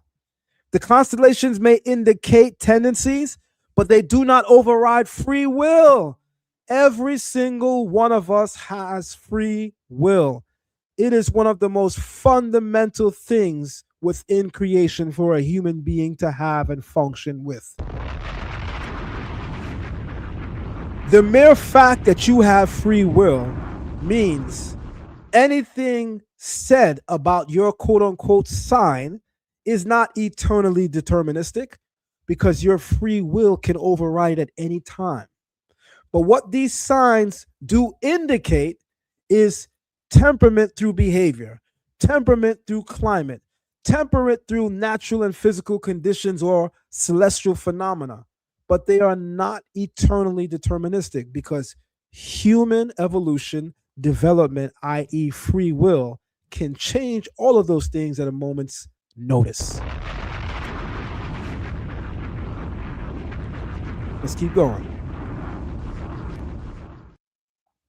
Oh, I'm not your average teacher. I'm not going to agree with everybody. I'm not going to yes man you. I'm going to put on my thinking cap, and I'm going to do the work, and I'm going to bring scholarly information, and I'm going to force compel you to think out the box. That's what we do here at Zion Lexx TV. Genesis 1:14, the celestial bodies as signs. The very first biblical reference to the heavens establishes their revelatory purpose. We read, "Let there be lights in the firmaments of the heaven to divide between day and night, and they shall serve as signs, seasons, for days, and for years." I always tell people, when you read this in Hebrew, it reads a little different from English. And I'll read that again so you can understand what I'm saying. The verse says, "Let there be lights in the firmaments of the heavens to divide between day and night, and let them be for signs and for seasons and for days and years." So most people read this as one idea. The lights in the firmament in the heavens are for signs indicating the seasons, the moedim, right, the festivals, and for the calculations of days and years. And that's not exactly how it's read in Hebrew. The way it's read in Hebrew is, matter of fact, I'll say in my Learn Torah Hebrew Academy voice, we are the show me class. So allow me to open the Torah to Genesis 1:14 and show you exactly what I'm saying through reading the Hebrew. Whenever you're reading this is how you should be reading it.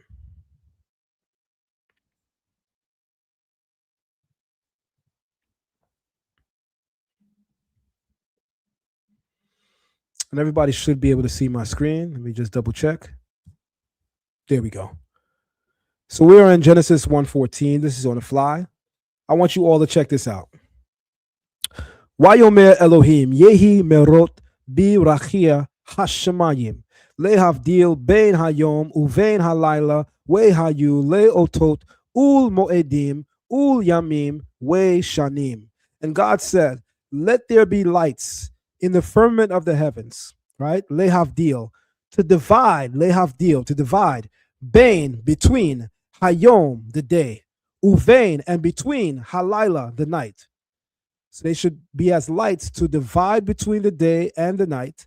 And then it says, wehayu, and they shall be, leotot, and they shall be signs. Then it says, ul moadim, and they shall be signs, and for seasons, and for days and years. The way it's read in English is a little misleading. The English will read, they shall be for signs, for seasons, for days, and for years. Luckily, in this translation of English, it reflects what the Hebrew is saying, right? Let them be for signs, and they shall be for seasons, and for days, and for years. But what is the very first thing that they are for? They are for signs. They are not signs for the seasons, signs for the days, and signs for the years. No, they are for signs. They are for seasons. They are for days, and they are 4 years. Those are 4 different ideologies. And I know that went over somebody's head. So let me slow it down a little bit. The first thing the Torah indicates is that these lights in the heavens shall serve as signs. Then it says, and for seasons. That's different from the idea that they are for signs. The second thing is to mention that they are also for seasons. Then they are for what? Days, which is the calculations of days. And then they are for years, which is the calculation of years. But the first thing it mentions is that they are for signs. The real question is, signs of what? Here we go.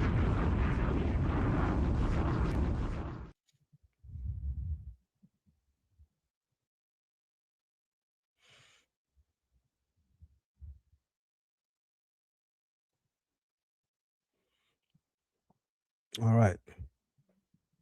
The Hebrew word otot means signs, and they are indicators, signals, or manifestations pointing towards something greater than themselves.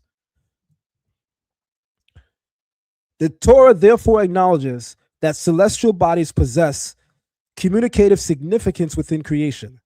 The heavens are not random. They reflect order, timing, cycles, and divine structure. Psalms 19 echoes this same idea when it says, the heavens declare the glory of God. Psalms 19:1. Yet the Torah draws a critical boundary. Signs may be observed, but they are never to become objects of worship or instruments of fatalistic divination. So from the outset, early on in Genesis 1:14, there's definitely an indication that these signs, these lights, in the heavens are for signs. That's separate from them charting seasons. That's separate from them charting the calculations of days. That's separate from them charting the calculations of years. The first thing the Torah tells us is that these lights in the firmament of the heavens shall be for signs. To which the greater question to ask is, signs of what? Here we go, you'll see. The Torah's prohibition on divinatory astrology. Deuteronomy 18 and forbidden divination. The clearest Torah prohibition appears in Deuteronomy. There shall not be found among you one who practices divination, in Hebrew kosem or chesamim, an astrologer, an enchanter, or a sorcerer. Deuteronomy 18:10. The Torah here condemns attempts to uncover hidden future events through occult methods. The issue is not astronomy itself, nor awareness of cosmic order, but rather reliance upon magical or deterministic prediction in place of trust in the Lord. Rabbinic commentators consistently connect this prohibition to attempts to predict fixed destiny. The Talmud states, Israel is not subject to the constellations.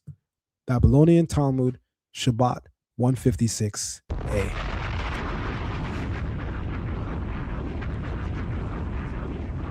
Right?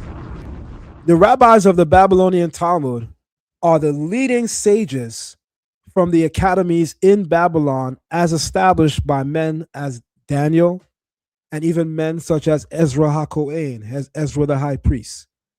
The earliest academies post-Babylonian captivity are in the region of Babylon.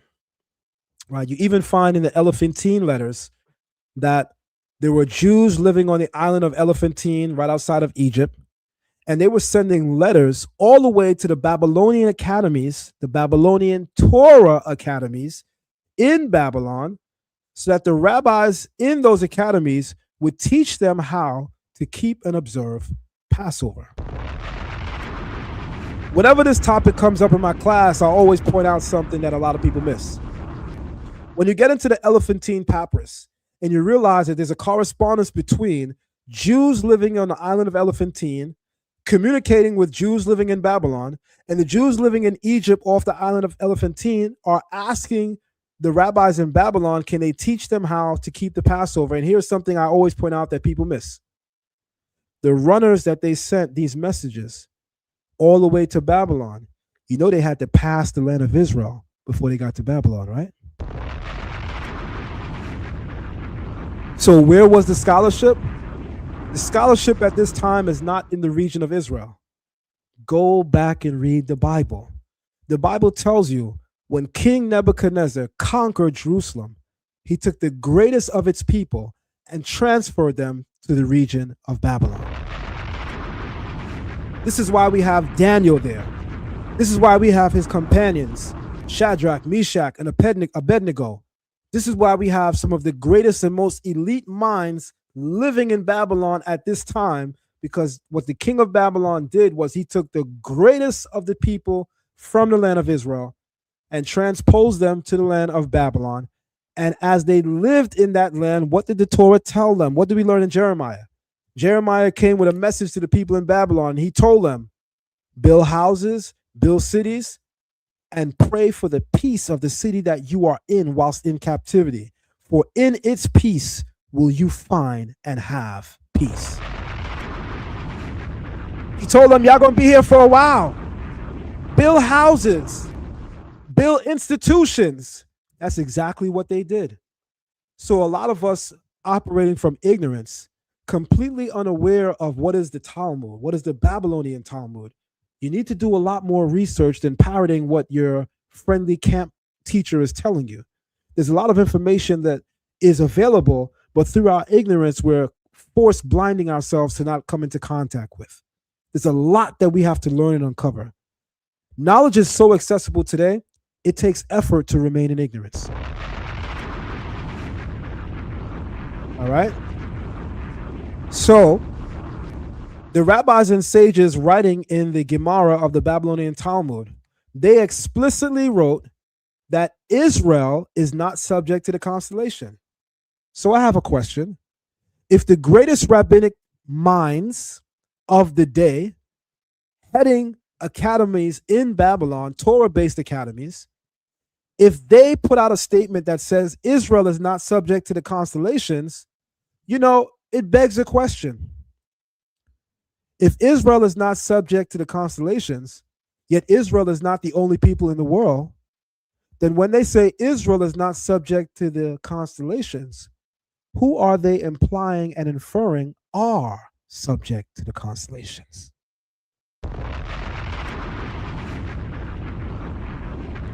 You know, there's a lot that I could say. There's a lot that I'm going to say. There's going to be a part 2 to this. I'm going to drop part 2 next week. But let's continue. This famous phrase, Ein Mazal le Yisrael, does not necessarily deny celestial influence altogether. Rather, it teaches that Israel is not absolutely bound by astrological determinism. Should I read that again? This famous phrase in Hebrew, Ein Mazal le Israel, Israel is not subject to the constellations, does not necessarily deny celestial influence. That's a fact. The very statement precludes the existence of celestial influence. Rather, it teaches that Israel is not absolutely bound by astrological determinism, because covenantal relationship with the Creator transcends the decree of the stars. Let's keep it moving. Like, share, subscribe. Don't be afraid to hit that donation button. If you want to continue to see great information here at Zion Lexx TV, support this platform. Support can happen a number of ways. You can share this on all social media platforms right now that you have. You can like, you can subscribe if you are not subscribed. You can donate so that with each presentation, we become greater and we build and make the platform greater, where we now have an in-house studio and we can have guests. This is the direction that Zion Lexx TV is trying to go into. I started off the year by showcasing such an interview by doing my very first in-studio interview, and I hope that you guys can continue to support so that we can have many more of those. Like, share, subscribe, support the platform. The rabbinic view, astrology as influence, not fate. Character analysis and temperament. The oral Torah contains numerous passages acknowledging celestial influence on personality traits. While the Torah certainly forbids the use of astrology for telling the future, the Torah does not deny that celestial influence is a reality. I'm going to get into a very heavy area. In Shabbat 156a in the Gemara, it teaches, one born under Mars will be a shedder of blood. I'll read that again.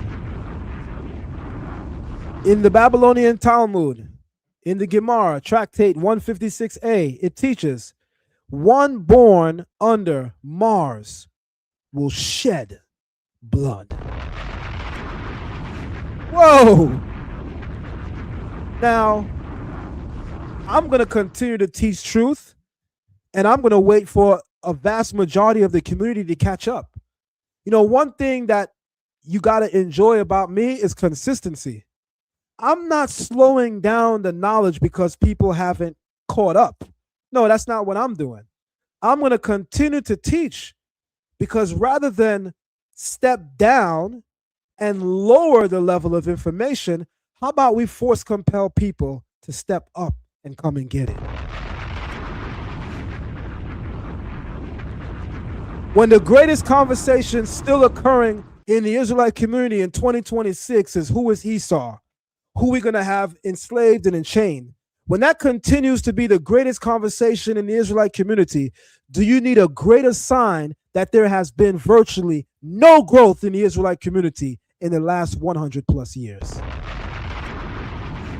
How long will the masses in the community continue to volunteer to remain in kindergarten?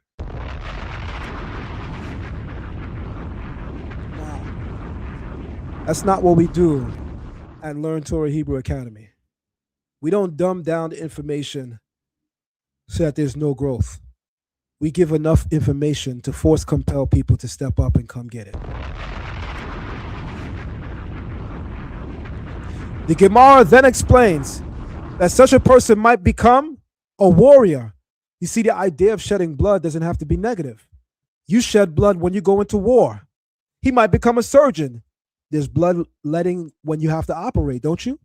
He might become a mohel, right? The person that is what?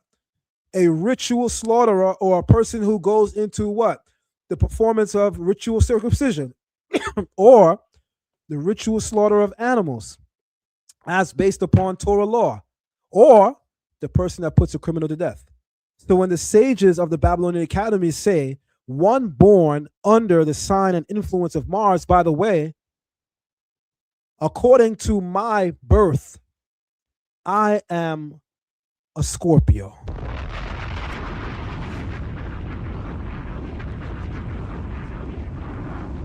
You know that one sign that Tyrese had to pause on? Don't be mad, y'all.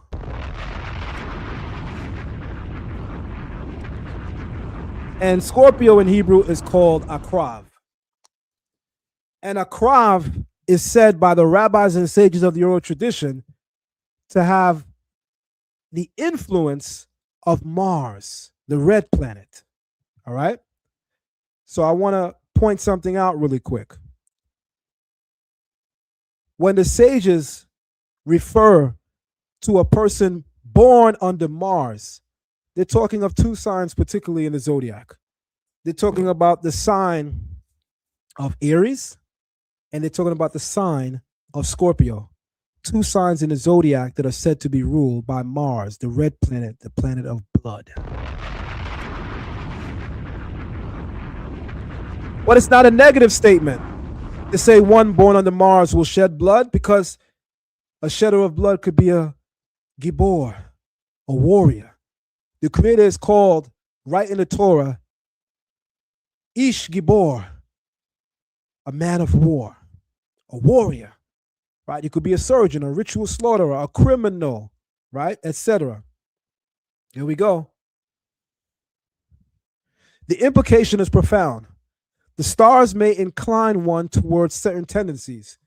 but free will determines how those tendencies manifest. So yes, every single month has its own characteristic. This is a natural scientific fact. I was just having this conversation with my son the other day. He's 17 years old. And he's very skeptical, as he should be. And he said, "You really believe in astrology?" And I said, "Yeah, I do. But not in the traditional sense that, because you're born in this month, you're going to be a weirdo. Or because you're born in this month, you have this character." No, that's not my understanding of astrology. My understanding of astrology is more general specific, right? Every month has its own characteristic. Events occurring in the physical world will shape and mold your spiritual temperament. Don't believe me? Look at what we know in social science. The immediate environment that a person finds themselves in will shape and mold life around you, as it were. I'm going to say it again. Your immediate environment, we're going into sociology right now, right? As taught in the social sciences of sociology, the environment you find yourself in will shape and mold you. It can shape and mold you negatively, or it can shape and mold you positively. But guess what? It will shape and mold you. Guess what? Your environment will influence you. Now, let me add some common sense to this statement and begin to develop. I know most of you never heard it like this before, and that's why we're different here at Zion Lexx TV. All praise to the Most High. If your environment is conducive, in part, towards your growth and development, in part, then consider this fact. The environment does not remain constant. The environment does not remain constant. Our environment is in a state of constant change. A change of season, a change of time. Even in the book of Ecclesiastes, 14:28. I could get real heavy with you guys, but that's Kabbalah class. I'm going to pause for a moment. King Solomon gives you the 28 times, right? He gives it to you in a set of 14, right? There's a time for joy, a time for grief. There's a time for anger, a time for laughter. There's a time for fear. There's a time for fierce courage, right? Etc. Right? There's a time for all these things that are happening under the sun. All of these times are reflective of changes in your environment. With the change of season comes a change of environment. But I know you don't believe me, so let me give you a couple of common sense examples. It's a historical fact. It's a natural scientific fact. It's a fact of human sociology that when we enter the winter months, people have higher states of depression. People have higher states of anxiety. People have higher states of grief. This is a fact. And the only thing that changed was the weather. Seasonal changes affect spiritual and intellectual disposition. The environment that you live in, the environment you find yourself in, is conducive towards who you are day by day. Most of us notice a change in behavior when we live in areas where it's cold year round. I live in New York City. It's cold most of the year. But now we're getting into the heat of spring. Now we're getting into the heat of summer, right? And you notice something immediately with people, a natural phenomena among human beings. You see an up-tempo in people's spiritual temperament. All of a sudden now everybody's happy. All of a sudden now people are less prone to bouts of anxiety. All of a sudden now people are dealing with depression differently. There's a lot of factors towards that, right? In the winter months, you're not outside as much because it's cold. In the summer months, you are. Anxiety does not affect you in the summer and spring as it does in the winter. In the winter, you're away from the sun. So what are you also away from? Let me give you some science and medicine. You're away from vitamin D. And vitamin D helps to regulate your body's response to stress and anxiety, as well as magnesium. And vitamin D cannot be correctly used without the mineral magnesium. And it's important for us to know these things because our ancestors were in tune with all of these things. So every month brings with it a new physical description. That physical description is conducive in part towards your spiritual temperament and your social disposition. This is a fact of human behavior.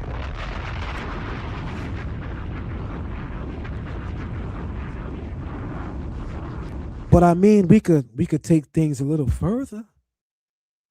We can talk about the fact that 98% of the human body is water. And I could tell you something that you may or may not know. The moon is not the only planet that has some governance over water on Earth. You know, the tides in the ocean are affected by the cycles of the moon. As the moon waxes, as it grows, as the moon wanes, as the moon goes through its cycles in changing, in growing, it begins to have an effect on the ocean. Did you know that the phases of the moon actually affect the way in which fish teem swim in the ocean? They help to affect the fertility of fish in the ocean. Through the sway it has on the ocean's tides, they begin to affect the physical and spiritual temperament and disposition of fish in the sea.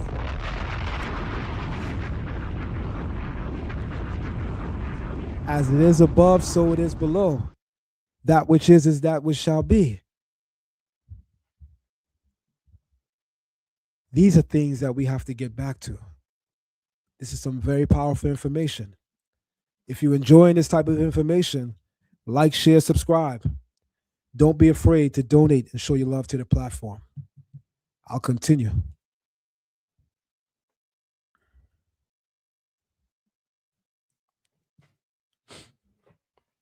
Rabbi Abraham ibn Ezra, one of the greatest medieval Jewish commentators, right, lives during the era of Moorish Spain, right, and astronomers openly accepted astrological influence while rejecting fatalism, right?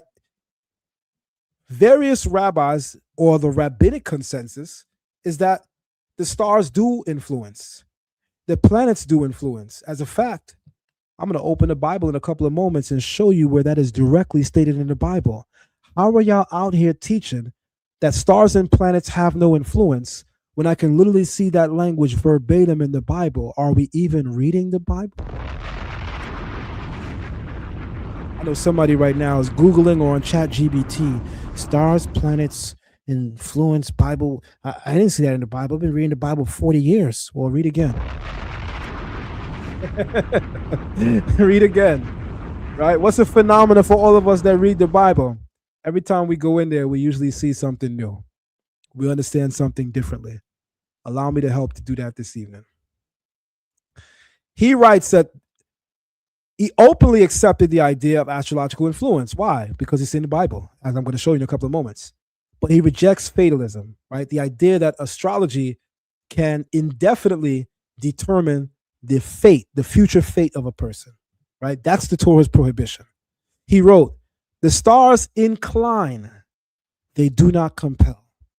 In other words, the change in an environment, that the planetary alignment, the groupings of stars and planets help to influence, right? The change of environment, that can incline a change in human behavior. What it cannot do is force compel change in human behavior. This became one of the defining rabbinic approaches to astrology. Thus, according to many rabbinic authorities, temperamental analysis based on celestial configurations was not inherently forbidden. Predicting unavoidable destiny was forbidden. Worshipping or fearing the stars was forbidden. Of course, you can't worship the stars. Saying that you believe in astrology is a very general statement. If I say I believe in astronomy, guaranteed there's going to be an Israelite out there saying Zion Lexx teaches that you could determine your future based on astrology, right? Because the average person doesn't have common sense, unfortunately. If I say I believe in astrology, that's a very general statement. There was nothing in that statement specifying exactly what I believe about astrology, right? I believe in science. I don't believe in all areas of science. I believe in spirituality. I don't believe in all spiritual ideologies. So when I say I believe in astrology, I'm very general specific.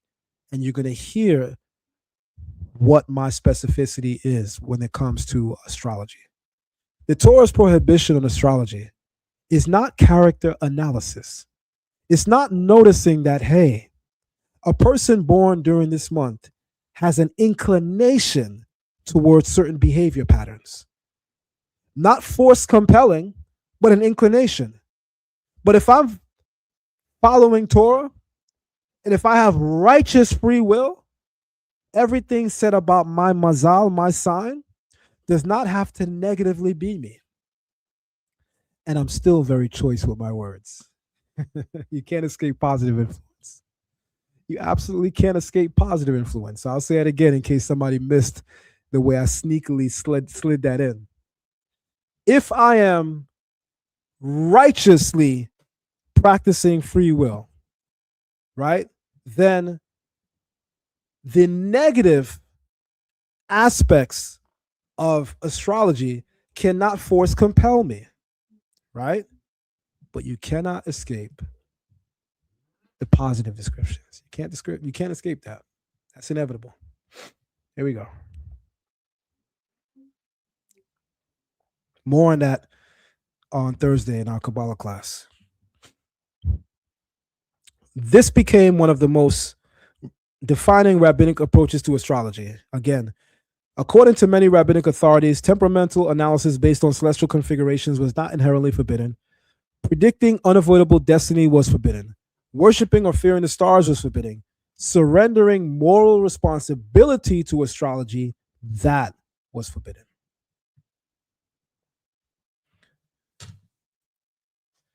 Y'all want to get heavy? Let's get heavy. We're going to take a quick commercial break. When we get back, we're going to step things up a notch. Like, share, subscribe. We'll be right back. Shalom, shalom, family. This is your brother Avdiel Ben Levi, otherwise known as Zion Lexx. Go to Amazon and purchase all of my books. Type in my author name, Avdiel Ben Levi, or you can also type in Zion Lexx. There you'll find some of my earliest books and my latest works. It was written and engraved.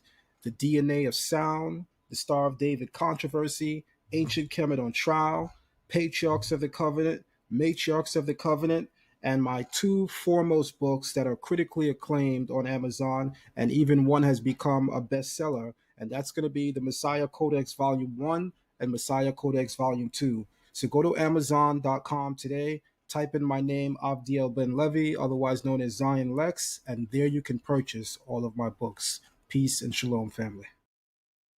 All right, and here we go. Biblical Hebrew class starts tonight at 9 p.m. Biblical Hebrew class starts tonight at 9 p.m. So we'll be bringing this presentation to a slow wrap, but we will be finishing this presentation. Here we go. I'm going to speed things up a bit. Balaam, the prophet / astrologer of the nations. Balaam and celestial divination. Here's where we get heavy. The Torah's presentation of Balaam strongly suggests an association with astral divination. How? In Numbers 23, verse 3, Balaam says specifically, "Stand by your offering while I go. Perhaps the Lord will come toward me and show me something." Balaam is using various methods in order to purport or divine the future. The real question is, the Torah presents Balaam as a heathen prophet to the nations, and he's able to divine or purport the future. It's inaccurate, it's accurate, it's not perfect. He sees things, but not perfectly. But nonetheless, he's able to see things. Here's a question. Here's a thought. What was Balaam's method? What science?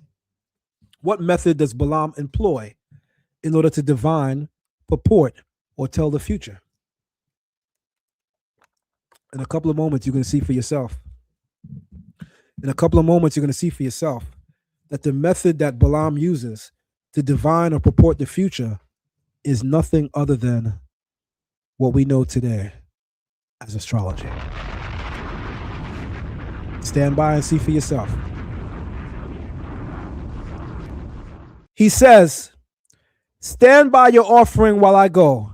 Perhaps the Lord will come toward me and show me something. Balaam highlights that whatever his method is, it's something that is observable, that he can see, that is coming from the Lord. The language of showing or revealing signs aligns closely with ancient Near Eastern divinatory practices. Here's something I want to add before even reading on. Before verse 3, Balaam says in verse 2 that he's going to step outside. Right? He's going to step outside. The conversation or dialogue happens inside of a tent, but now he steps outside and says, stand by your offering while I go. Where's he going? He's going outside. Why is he going outside? Because he's a stargazer. As a stargazer, how is he purporting the future? Through planetary alignments. What science and methodology is that? In the ancient world, they call that astrology.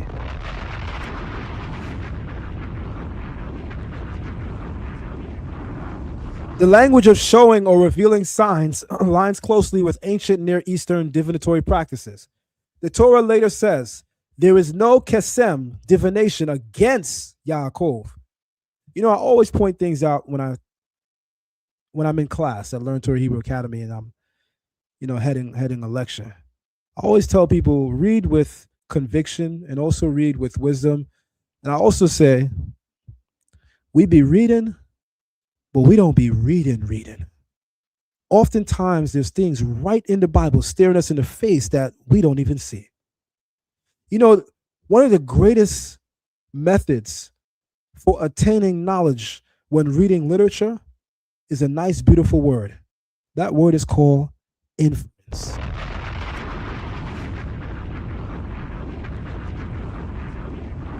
There is no divination against Jacob.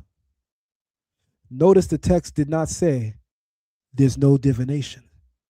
It simply implies divination cannot be used to bring down the house of Jacob, the people of Israel. But the text then clearly alludes to the existence of divination. Did you catch that? The statement is not to say there's no divination. The statement says there's no divination against Jacob. Similarly, Jeremiah says, be not dismayed at the signs of heaven. Jeremiah never said that there aren't seeable, observable signs communicated every day from the heavens. He simply tells us, be not dismayed or in fear of them, but he doesn't deny their existence. When you read the Bible, I want you to read with the idea of inference. The Hebrew word kesem refers to divination, an occult prediction based on astrology. Whoa! Ancient Near Eastern diviners commonly interpreted planetary motions, lunar eclipses, stellar alignments, constellational patterns to discern political and royal destinies. Balaam's prophecy of the star from Jacob. I need y'all to focus on the image to the right of the screen. I know a bunch of y'all right now is zooming in on your phone and you capturing screenshots. Just make sure when you send it out, you post it. Make sure you put out there that you got it from Zion Lexx TV. I caught a lot of y'all stealing stuff that I made. You won't find this on the internet because I made it. Guys, when you use other people's stuff, it's just good wholehearted behavior to credit where you got things from. It's okay. It won't hurt you. It won't hurt you. Here we go. If a picture is worth 1,000 words, the image on the right is about to get real heavy, real quick. Balaam has a prophecy of seeing what he calls kokavim. That's a plural word for stars, but not just stars, right? In the Hebrew dictionaries, in the Brown Drivers Briggs Hebrew English Dictionary, it states that the term kokav is not simply denoting a star. It denotes star groupings. What do we call star groupings in science? Constellations. What are the most famous constellations relative to the topic? The constellations of the Zodiac.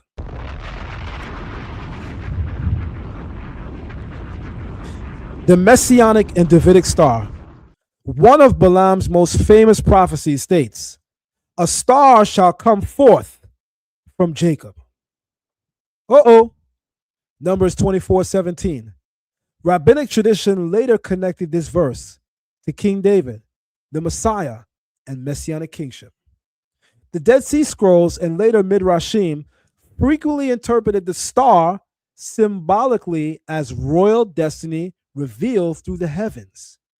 Some Midrashic traditions even associate the Star of David's symbolism with Balaam's prophecy in Numbers 24:17. I'm about to drop one of the heaviest bombs you guys have ever heard on a Israelite YouTube live stream. Get ready.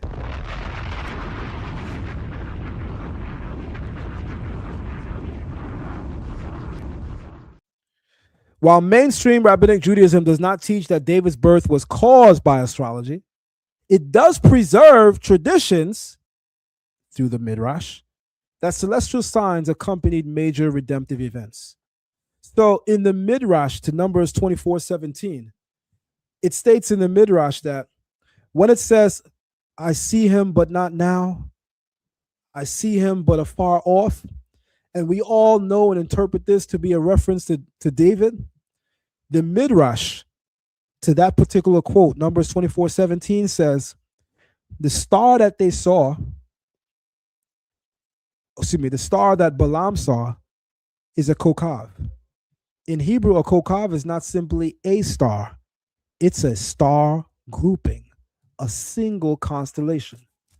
And the constellation that he sees, according to the Midrash, is a 6 hexagonal star grouping forming the shape of what we know and call today Magen David, the Star of David.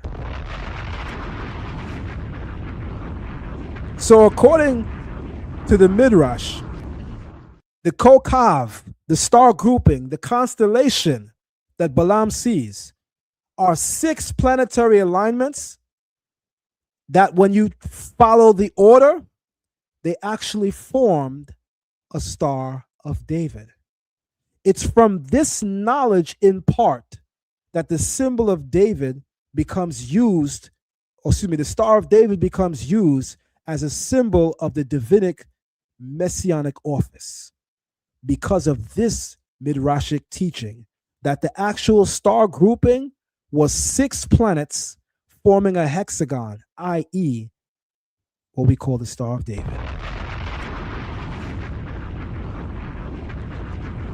That's in the Midrash to Numbers 24:17. And here is a bigger picture of it. There's even said to be another 6-planet alignment expected to occur in early 2026. Whether it will form a hexagon, I don't know. But astronomers believe that another 6-planet alignment is due to occur in early 2026. Now, again, in the Midrash, it states that the star grouping that Balaam saw, it formed the shape of a hexagon, or i.e., a Magen David. This is how later this shape comes to be associated with David, because it is through this star grouping that Balaam interprets the birth of David, that Balaam predicts the birth of David? Or did everybody miss that? Did you miss that? Yes, Numbers 24:17 predicts the birth of the Messianic king. But did you miss the bomb? What was his methodology? He used astrology. Astrology was used by Balaam because that's the only method he uses, and it was used to predict the birth of David. How is astrology not a science when it was used by Balaam to predict the birth of King David? And according to the Midrash, which relates the oral traditions and even the legends of the people of the book, it teaches that the star grouping that he saw were 6 planetary alignments in the shape and form of the Star of David, meaning their alignment recreated what we would call the Magen David. That's in the Midrash to Numbers 24:17. More on that in part 2 when I get very, very heavy. Here we go.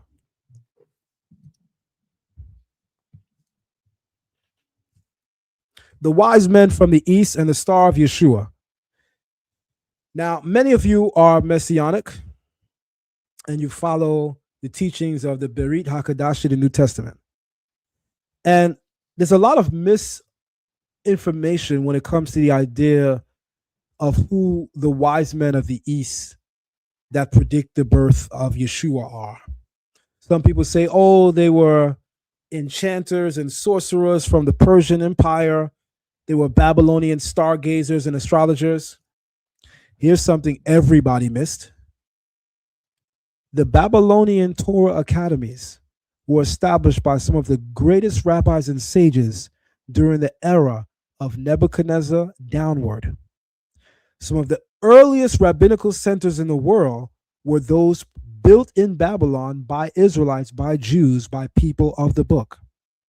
When the New Testament reports that wise men came from the east and they were following the star of the Christ or of the Redeemer or of the Messiah, they were following a particular constellation pattern and alignment.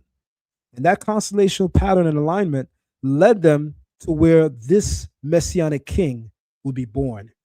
But the most important thing to take away from this, apart from the fact that they too are using astrology, astronomical alignments to predict the birthplace of the Messiah, these are not just wise men from the east. They are literally the greatest sages from the Torah academies of Babylon and ancient Persia. The Magi and Babylonian astral tradition. The Gospel of Matthew states, wise men came from the east. Wise men from the east came to Jerusalem saying, we saw his star in the east and have come to worship him. The wise men were likely connected to the Babylonian or Persian Torah academies. Babylon had become world famous for astral calculation, planetary observation, and zodiacal interpretation. Historically, many ancient cultures believe extraordinary planetary conjunctions announce the birth of kings. Modern scholars have proposed possibilities such as Jupiter-Saturn conjunctions, comets, supernova, or rare planetary alignments. And again, here is a bigger picture, a bigger view of the wise men that came from the east. The Magi were not actual Babylonians. The Magi were not actual Persians. The Magi, or i.e., the wise men from the east, were Israelites and Jews from the Babylonian Torah academies. And notice what they are using to predict the birthplace of the Messiah. And the New Testament doesn't even hide it, which clearly means they knew better than 99.9% of the Israelite community, because they knew that astrology could be used in some way, shape, or form, because they had no problem reminding us that the wise men came from the east following a planetary alignment, a constellation, a star, which led them to the birthplace of the Messianic king. When the ancient world teaches, we should sit down and learn.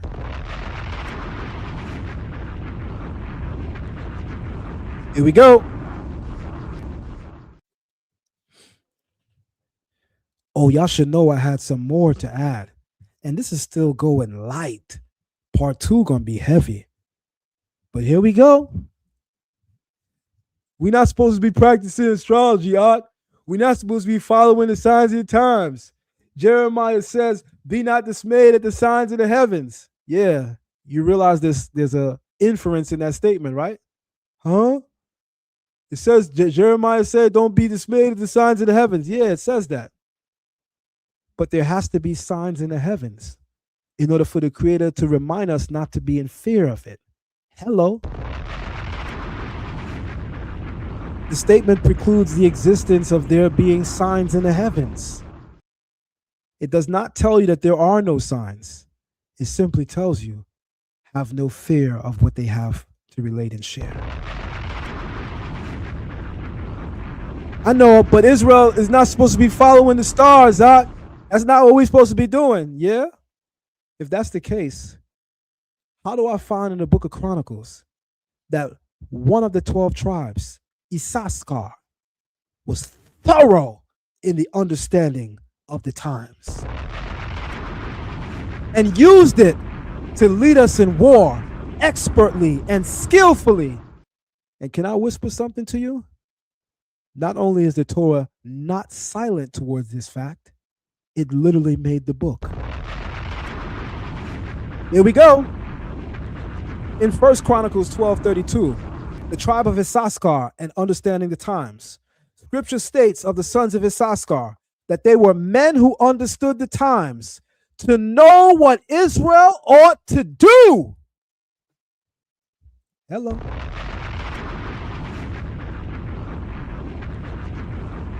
Oh, we have a lot to learn. We swear we know it all. Give an Israelite a King James Bible, give an Israelite a highlighter, and give him the book from Babylonian to Timbuktu, and he will swear that he's the greatest scholar to hit captivity. And so long as we continue to use those type of people as the barometer for wisdom, then we will continue to remain in ignorance. In 2026, knowledge is so accessible. To remain in ignorance takes effort.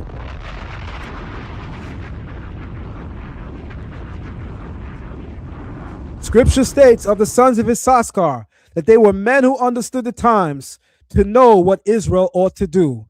1 Chronicles 12:32. Rabbinic and later mystical traditions sometimes connected this phrase with astronomical and calendrical expertise. The Hebrew phrases understood the times, Yodei Binah La Itim, can refer to calendar calculation, lunar cycles, sacred timing, agricultural timing, possibly celestial observation. Hold on. Astrological alignments.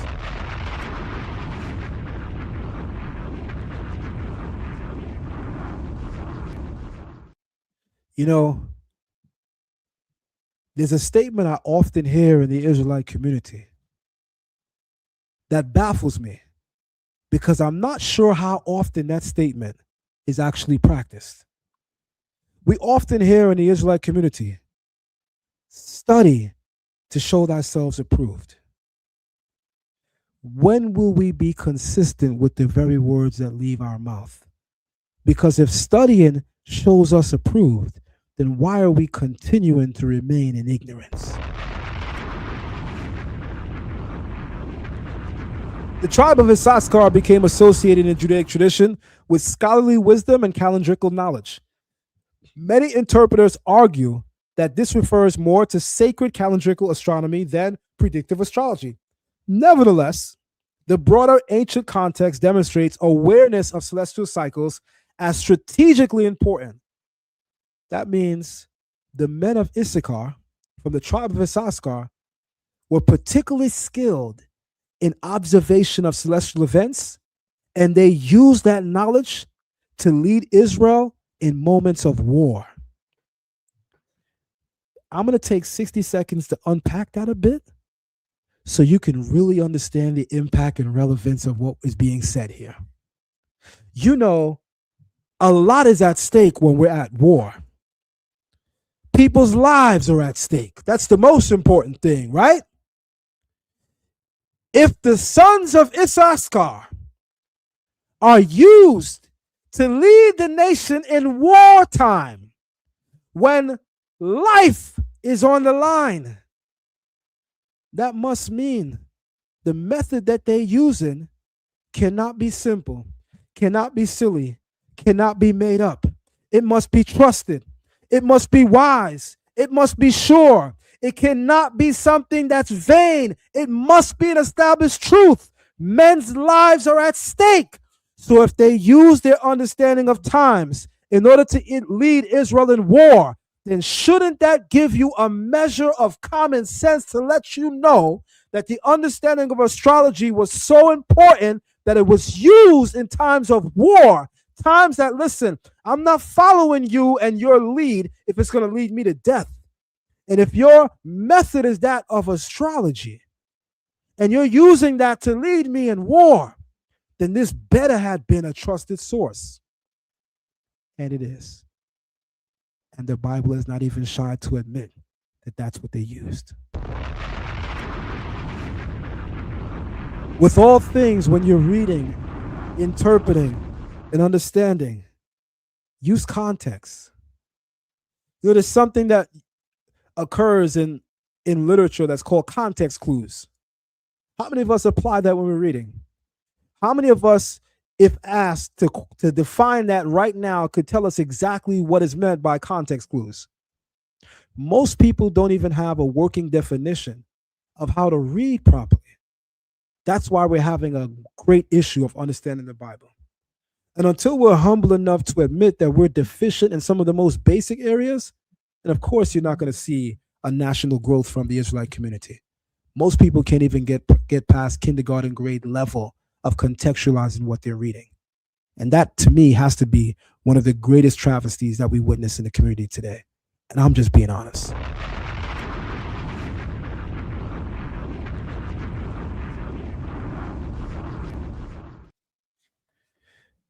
First Chronicles 12:32. The men of Issachar who understood the times and knew what Israel should do. As part of David's army, these 200 chiefs and their relatives brought strategic, timely wisdom to the nation, ensuring all their kinfolk followed their counsel.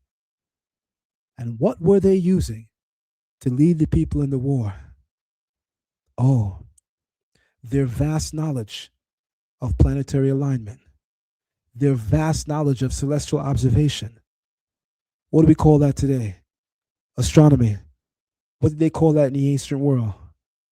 Astrology.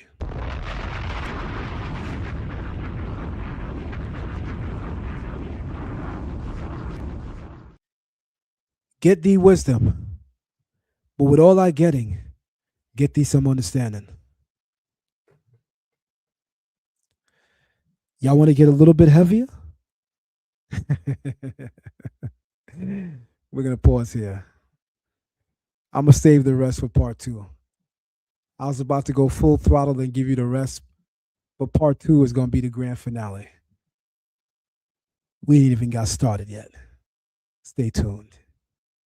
I'm your brother, Nasi Avdiel Ben Levi of Zion Lexx TV, Learn Torah Hebrew Academy. If you guys enjoy what we do here, like, share, and subscribe.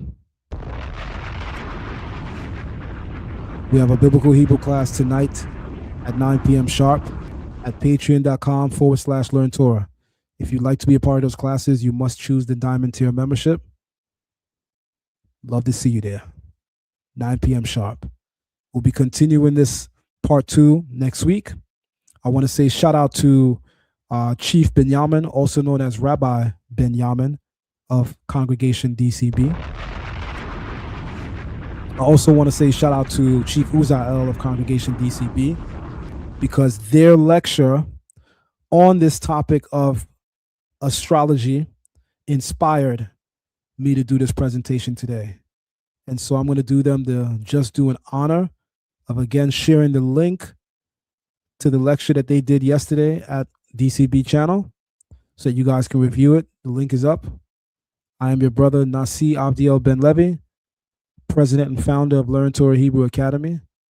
And I'm also your brother Zion Lexx of Zion Lexx TV Podcast. If you guys enjoyed this presentation, like, share, subscribe.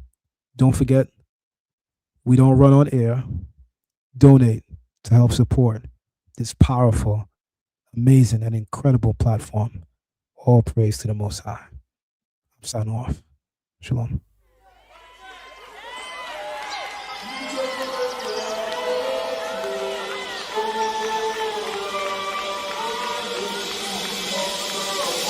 Tearing down idols and we cutting down poles. We calling back Israel to the hell we know. Throwing out crystals, we don't need these stones. And we ain't no gods, that's a job for y'all. All praise to the Most High.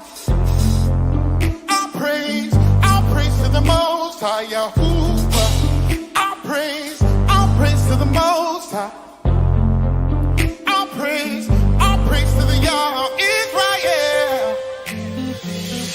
Tearing down idols, we cutting down poles. We calling back Israel to the hell we know. We throwing out crystals, yeah. We don't need these stones.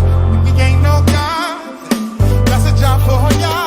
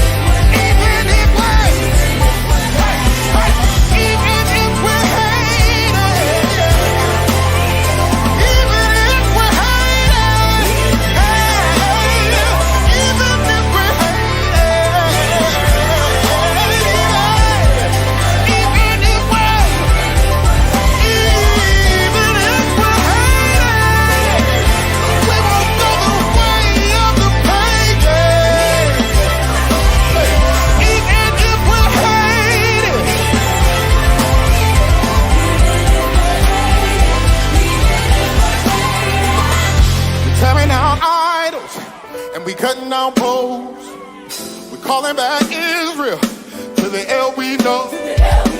We throwing out crystals, we don't need these stones, and we ain't no gods. That's a job for y'all. Everybody help me say all praise. All praise to the Most High. I can't hear you say. All praise to the Most High. All praise to the Most High. Hey, all praise.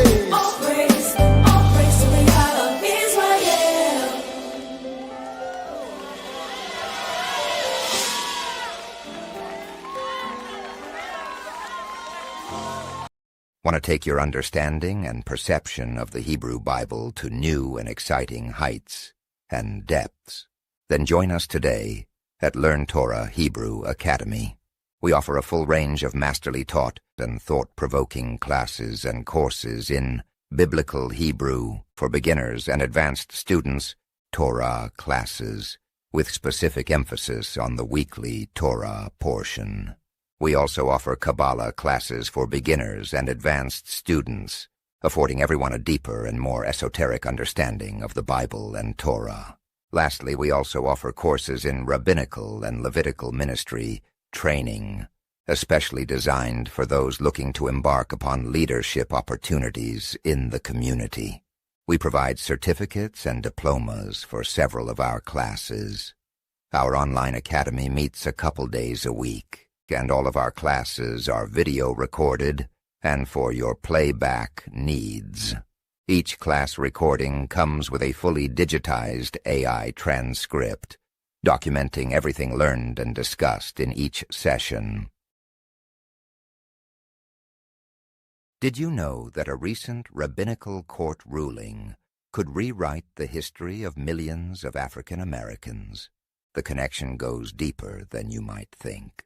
The Obadiah Alliance, a respected Sephardic rabbinical court, has officially recognized the Igbo Jews of Nigeria as descendants of the lost tribes of Israel.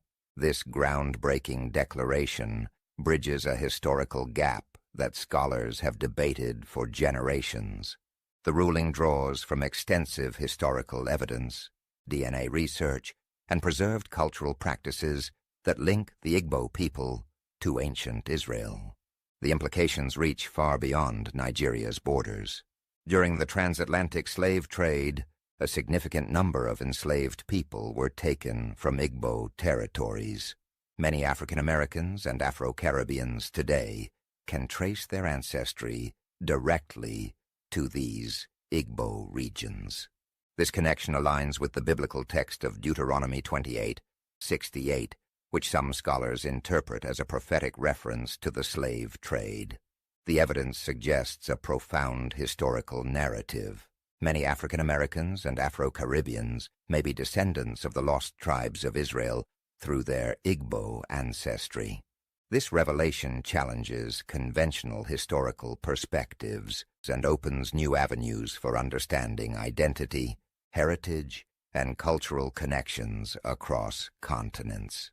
Could this ruling reshape our understanding of not just African American history, but biblical history as well? Share your thoughts on this remarkable discovery.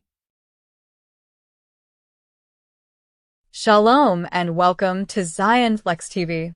Be sure to like the video, subscribe, and share the live stream. Become a member of Zion Lexx TV and unlock several hidden features and hidden videos. Also, you can donate to Zion Lexx TV at Cash App $Zion Lexx or via PayPal at zionlex@gmail.com. We also have an online academy entitled Learn Torah Hebrew Academy. Visit us on patreon.com/learntorah. Our Gold Tier membership gives you unlimited access to our special event lectures and our special live movie nights. Our Platinum Tier gives you unlimited access to our Torah class, Kabbalah class, Patriarchs and Matriarchs of the Covenant classes, as well as understanding the New Testament via the Oral Tradition class. Our Diamond Tier gives you unlimited access to all of the previous tiers, as well as our most sought-after class, our Biblical Hebrew course. And finally, our highest tier, our Sapphire Tier, gives you unlimited access to all previous tiers, as well as our highly esteemed rabbinical course. Be sure to sign up today and check your tier membership so as to ensure you're getting access to the classes you desire. Thank you for visiting us here at Zion Lexx TV, and now back to our current live stream. Shalom, shalom, family. This is your brother Avdiel Ben Levi, otherwise known as Zion Lexx. Go to Amazon and purchase all of my books. Type in my author name, Avdiel Ben Levi, or you can also type in Zion Lexx. There you'll find some of my earliest books and my latest works. It was written and engraved, The DNA of Sound, The Star of David Controversy, Ancient Kemet on Trial, Patriarchs of the Covenant, Matriarchs of the Covenant, and my two foremost books that are critically acclaimed on Amazon, and even one has become a bestseller, and that's going to be the Messiah Codex Volume 1 and Messiah Codex Volume 2. So go to Amazon.com today, type in my name, Avdiel Ben Levi, otherwise known as Zion Lexx, and there you can purchase all of my books. Peace and shalom, family.